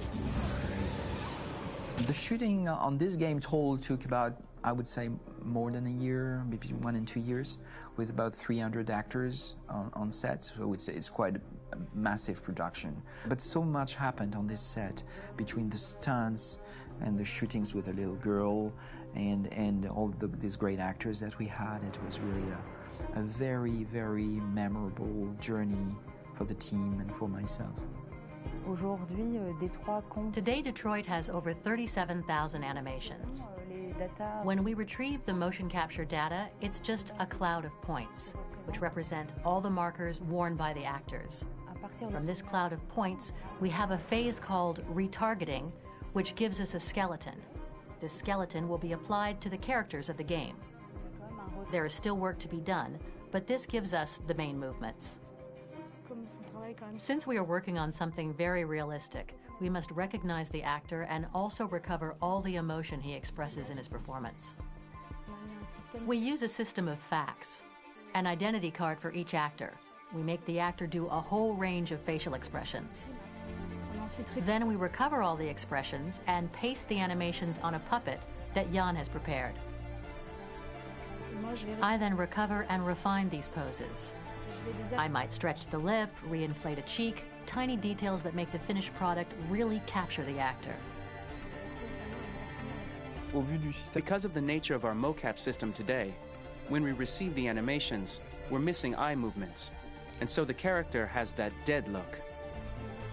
He really has no eyes, so then it's a big part of the work for the animators to find the regard of the actor in relation to his position, in relation to the body, etc. It was crazy when I saw the newest model for Kara, because they've been working on it, and this was the first time I literally jumped in my seat. It not only looked so much like me, it was the fact that it looked so lifelike. It wasn't that it looked just like it was a camera, it was something else, you know, but it looked alive. It's exciting, and it's kind of terrifying. Game after game, we learned the rules of optics and filming, and our goal with Detroit Become Human was to have cameras that would actually emulate the optics of a real physical camera. So basically dealing with real-world imperfections was our main task, and just to make cameras look as real as we can. Once the animations are shot and processed by the animation department, integrated and polished, we film them. That is to say, we really do a mise en scène, as in cinema. The real difficulty of our job is to know if these cameras are telling us something. Are they in the emotion of the scene? Do they describe exactly what the action must convey, what must be felt? The most important challenge for me was one of the final scenes where Marcus decides to start the revolution and go to the battlefield. Very quickly, we imagined this to be a huge sequence shot. We wanted the feeling of a cameraman running behind us, while showing Marcus, the androids who help him, the person shooting at us, etc. Above all, it was necessary to say to oneself, this scene is very violent but does not glorify war. On the contrary, that war is something improbable and absurd. It was really a fun challenge. The idea was to say we have 3 characters. We would like each of them to have a specific cinematography. We wanted Kara to be much more filmed with some kind of handheld camera, to have something very living, very breathing. For Connor, we wanted something very cold and very perfect. And for Marcus, we wanted something epic and spectacular. So it was about the filming, but it was also about the photography. So we worked with a director of photography to give each character a different lighting, different key colors. Each of them would have their own worlds. And finally, we worked with the composers, so they would create a specific sound for each character, so each would have his own world and his own style.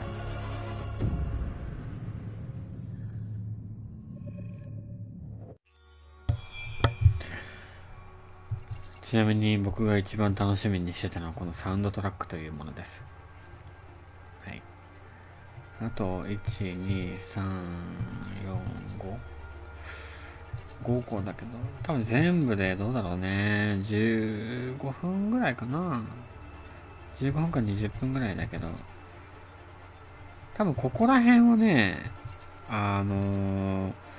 このショートビデオクロエとか、こういうのはね、多分ね、YouTube にあると思うんですよ。流しも大丈夫なんですかね。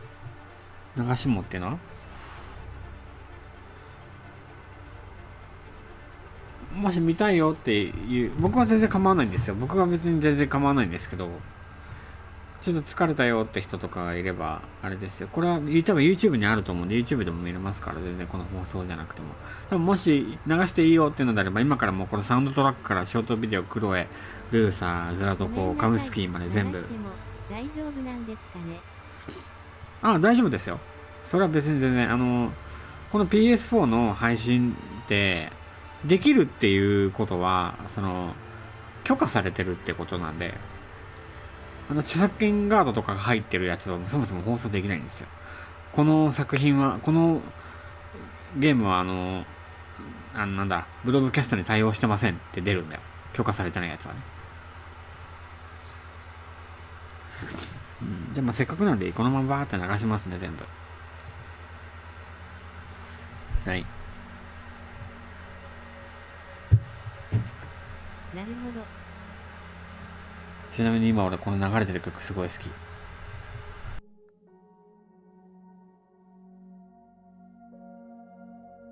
クショとかもそうだよね。うん、そうそうそう。見たいです。うん、了解です。ちなみにね、昨日からずっと今流れてるこの曲、このピアノの曲ね、これずっと聴いてる、昨日から今日まで。なんか落ち着くんだよね、この曲。はい、じゃあ行きます。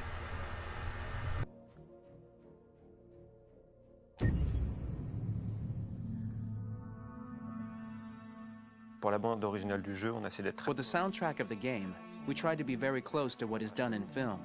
We were constantly asking at each place in the game, why are we putting music here? What is it going to say? So we focused the music on bringing emotion, which is interactive and supports the character's arc. I'm sorry, honey. I'm sorry. I'm sorry. You know I love you, don't you? You know I love you. We make games that are very narrative. We're really into interactive drama. So the soundtrack also had to go in that direction, supporting the three characters' very different stories. We really wanted three colors, three musical sound identities, and from there, having three composers made sense, since the story of Kara, Marcus, and Connor are all completely different.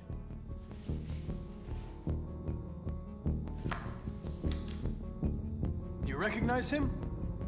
It's Carlos Ortiz. For Connor, we wanted a soundtrack that could be very cold and very mechanical, very machine-esque somehow. For Kara, we wanted a soundtrack that would be very moving and emotional. It was about the quest for identity, but it was also a journey about love and empathy. And for Marcus, we wanted something epic, something that would really represent the grand aspect of his quest. And we were very fortunate to find three incredibly talented composers, and working with them has been a dream, honestly.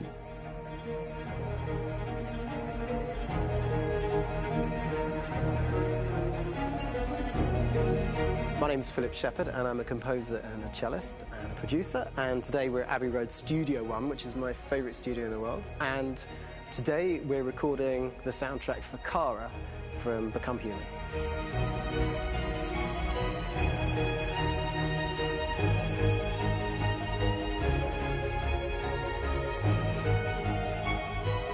So when I compose a big project, I often travel just to kind of get out, and get some fresh air and some inspiration.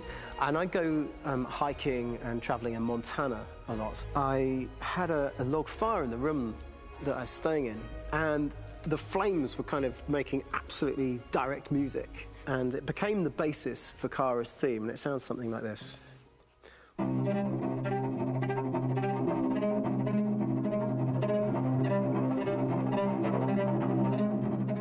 Now, over the top of that, I found a little theme that just seemed to fit over the top, which is taking Kara's name, Kara, and just using like a two-syllable motif, and it sounds like this. We're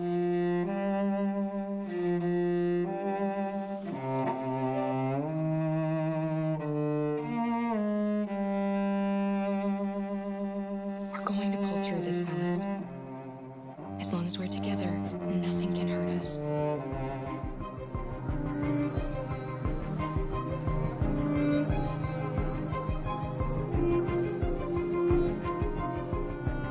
And all the time that's fitting over.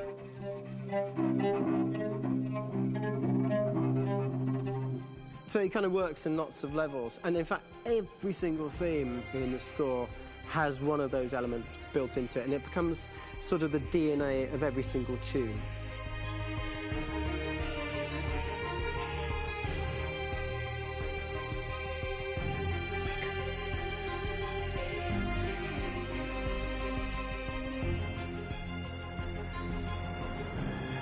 For me, writing this theme for Kara, I actually had to tap into what it feels like to be a father to daughters.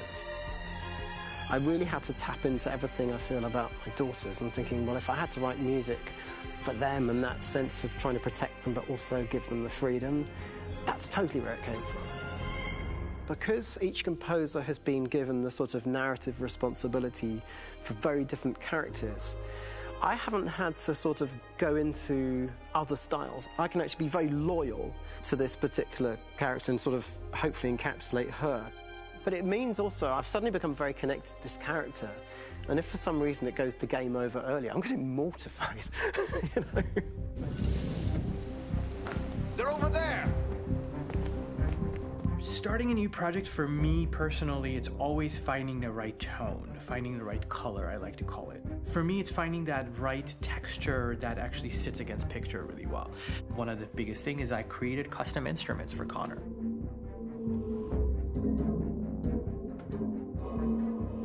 I pulled out all my vintage synthesizers to be able to capture this robotic person, if you will. My approach to all of these custom instruments is that I hear the sound in my head. And either I could just come into the piano and just be like, all right, so I'm gonna just get on the computer and just create it. I rather be able to play these instruments physically. Oh, that's nice. You can do the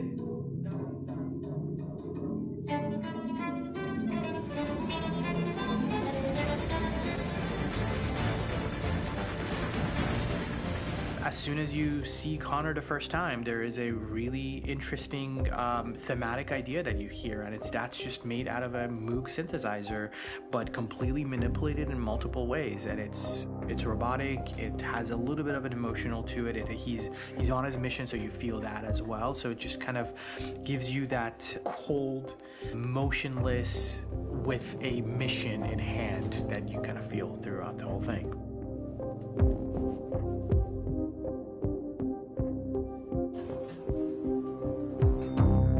Because the music evolved, one of the things that I was very weary and I was very kind of focused on was the way that the music has to evolve.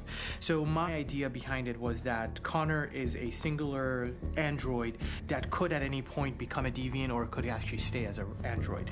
So I created a more or less an Connor theme, and then I was able to just manipulate it in different aspects of it.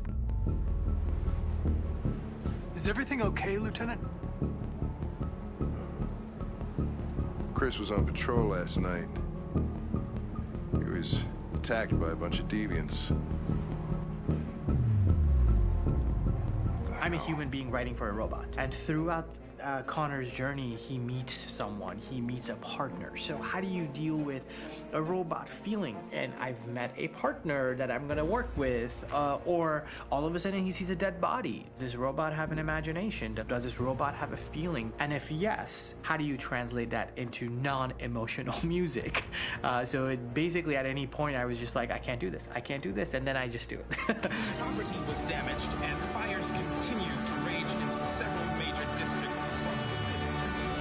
Some people are asking, have androids become a threat to our security?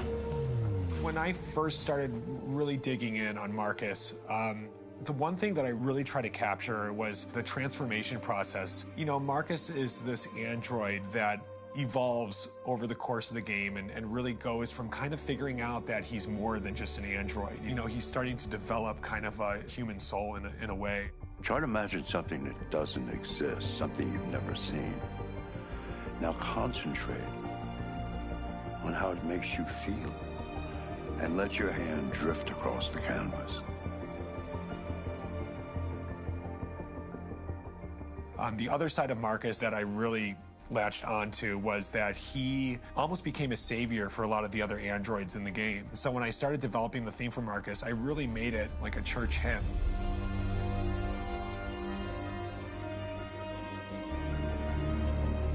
I wanted it to be very simple. I wanted to make it a chordal melody. I really wanted to make it almost like a Bach hymn. The tough thing with that is it had to be recognizable.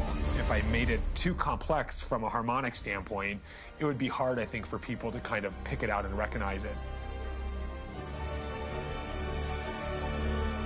It's very acoustic derived, but it's also been treated with a lot of effects and things to kind of put it into the space that I felt the sound should be in.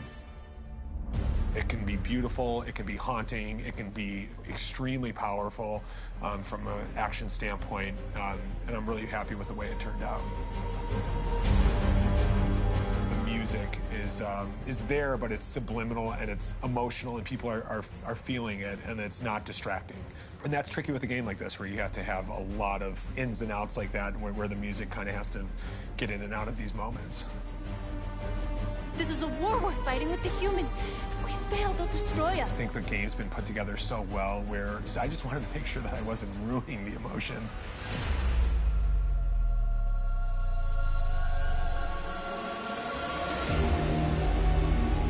I gotta be honest, when we first started on this path, I said, oh man, this could be pretty messy, you know? I mean, it could feel disconnected, but I mean, it's amazing how they really guided us and got us to really kind of all be in the same world, but at the same time feeling completely different. So it's really gonna stand out and kind of be one of those games where people are really gonna notice the music and kind of how it was crafted, and, you know, and all the hard work that went into being able to pull it off in a graceful way.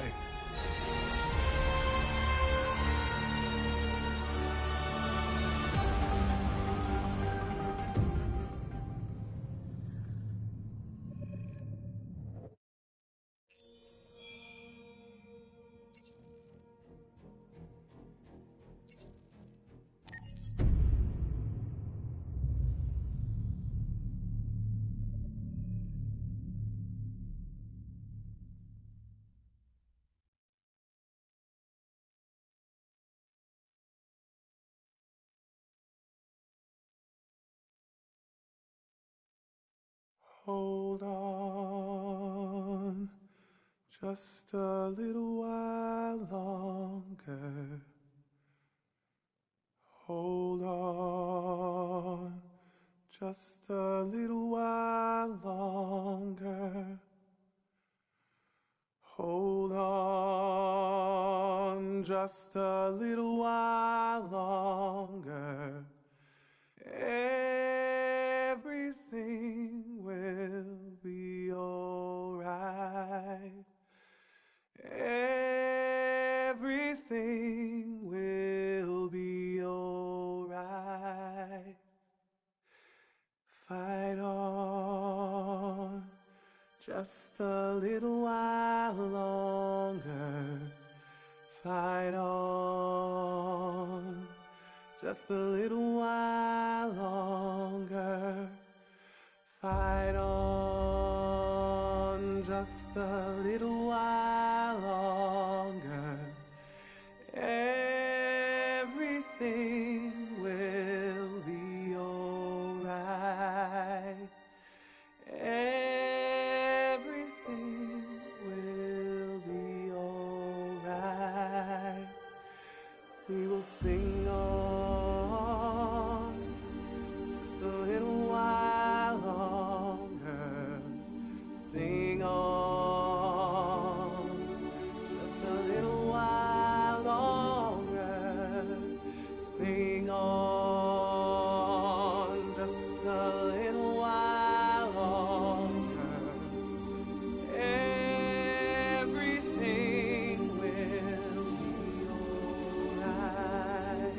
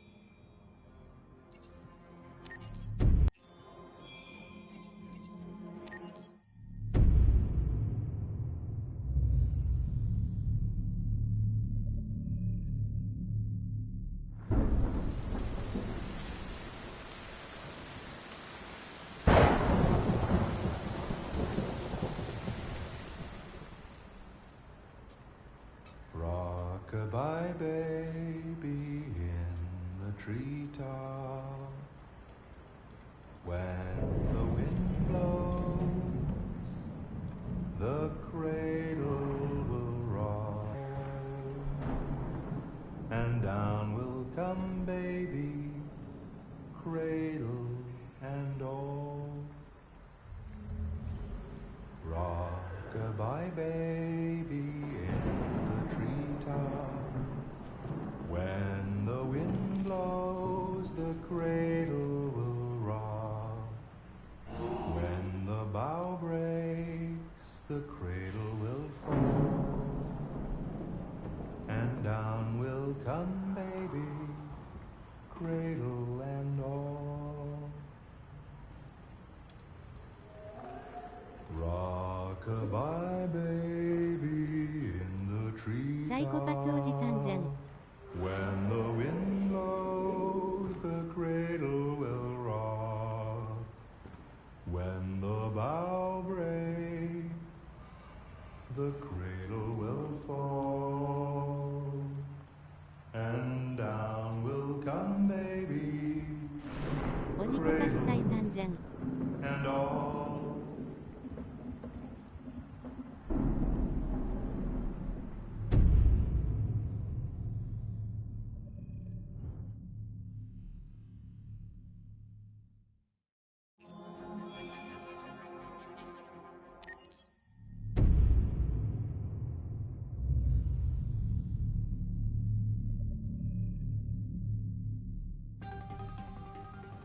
In the space of a few years, androids have completely transformed the world in which we live. By letting androids into our homes and factories, the CyberLife company has made them everyday technology. The founder of CyberLife, Elijah Kamsky, is a very discreet man. Despite being the CEO of the highest valued company in the world and being voted Man of the Year by Century Magazine, he remains a mystery for most people. That's why we at KNC are so excited to be here as CyberLife opens its doors for the first time. Elijah Kamsky, could you please tell us where we are? Certainly, and welcome. We're currently in CyberLife's production center in Detroit, where all models are designed and manufactured. More than 10,000 androids come off the production line every day. Fascinating. Could you tell us what your goal was when you founded CyberLife? Well, I simply wanted to use technology to carry out all of our most annoying and repetitive tasks, so we'd have more time to enjoy life. I imagine you must have faced many challenges. Yes, there were technical challenges. But the hardest thing was to design an object that we would want to welcome into our homes. We had to imagine a machine in our own image that resembles us in every way, that moves, breathes, blinks like us, but yet is smarter and more capable than any human being. Let me show you around. We're here in Production Unit 4. Could you explain in a few words how the androids are made? Sure, yeah, it's very simple. We use machines to manufacture machines. The removable parts are assembled on a production line, and then we apply a synthetic skin to the whole body. A human operator checks the cognitive abilities with a pre-established protocol, and finally, the android is conditioned and sent out throughout the country. Here's the result. Say something. Hello. I am a RZ400 model. How can I be of service? You can go now. 頭大丈夫じゃないです。 Our androids are already replacing humans in many fields. For example, they represent more than 80% of all university professors and 63% of all medical staff. Tomorrow they'll replace our soldiers, and who knows, maybe one day, our leaders, to make the best decisions in humanity's interest. Come on. Replacing humans with machines has led to record unemployment of 28%. What do you think about the situation? Okay. The first steam engines also caused an increase in unemployment. But no one today would imagine turning back the clock. Artificial intelligence makes everyday lives easier. Nothing can stop progress. What's happening here is inevitable. These days, more and more people choose to live with an android rather than another human being. Does this development worry you?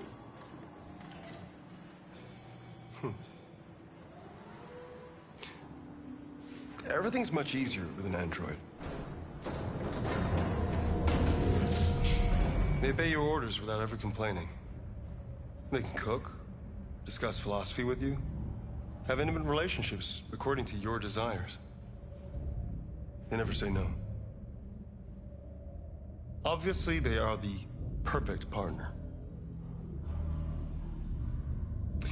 Everyone deserves happiness. Why deprive yourself of so-called moral reasons when a machine can make you happy? Many science fiction books tell the story of how machines become more intelligent than us and end up confronting us.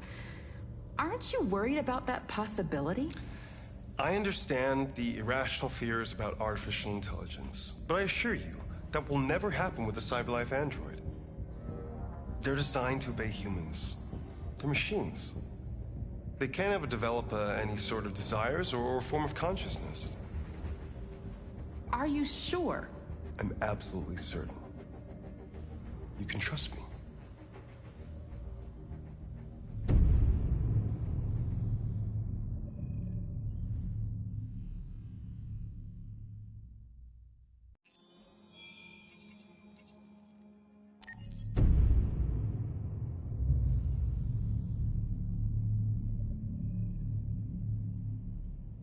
じゃあまずは名前を教えて。クロエよ。あなたの名前は？ジョンって呼んで。はじめまして、ジョン。それじゃあクロエ、まずは自己紹介をしてくれるかな。もちろん。私はサイバーライフ初のアシスタント用アンドロイド。私の機能は例えば家事をしたり料理とかスケジュール管理とか日常業務をこなせるの。君は確か初めてチューリングテストに合格したアンドロイドなんだよね。それについて話してくれるかな。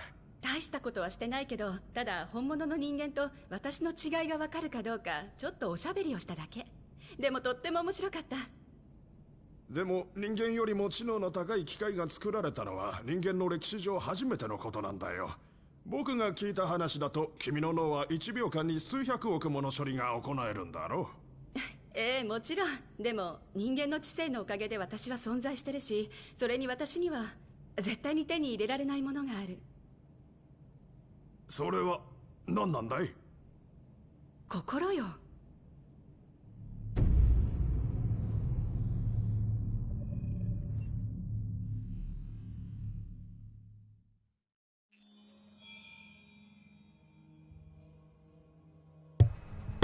はい。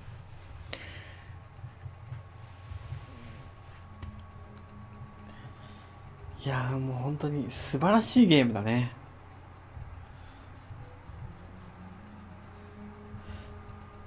こんな長々と見てくれてありがとうございます、みんな。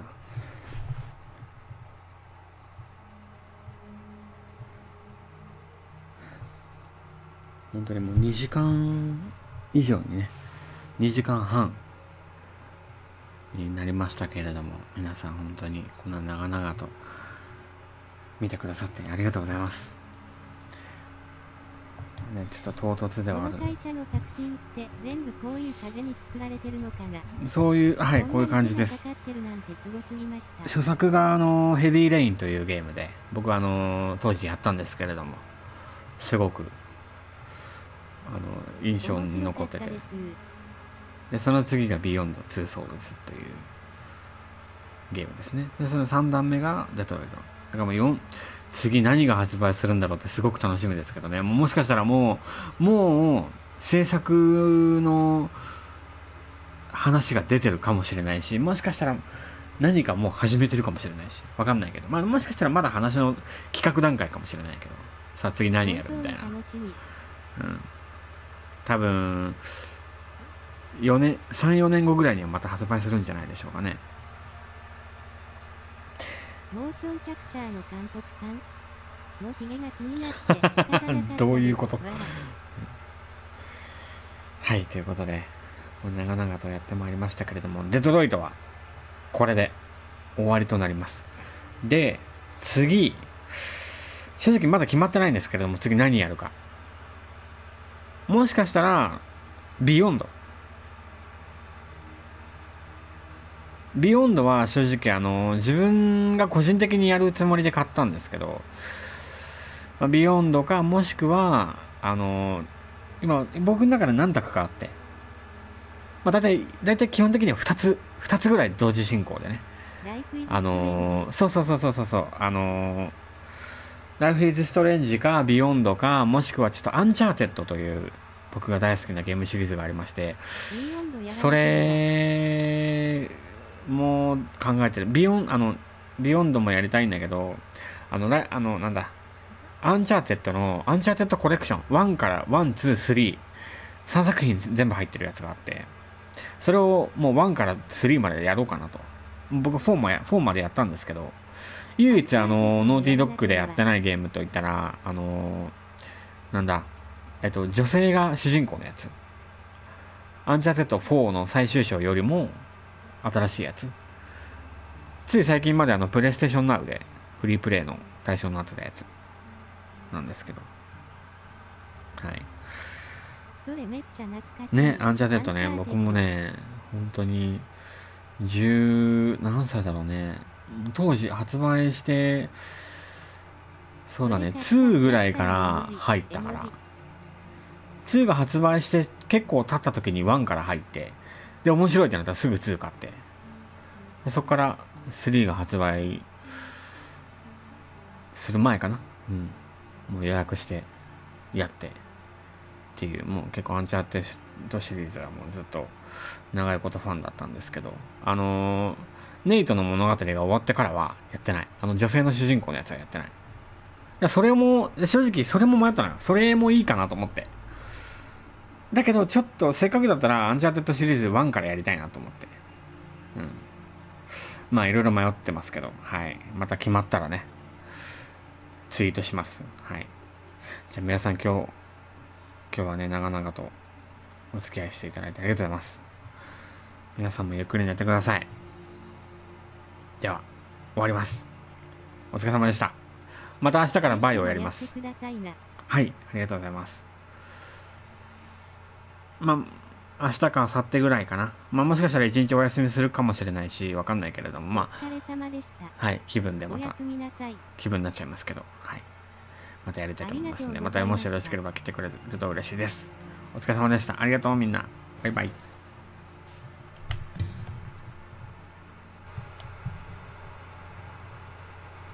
お疲れ様でした。はーい。バイバイ。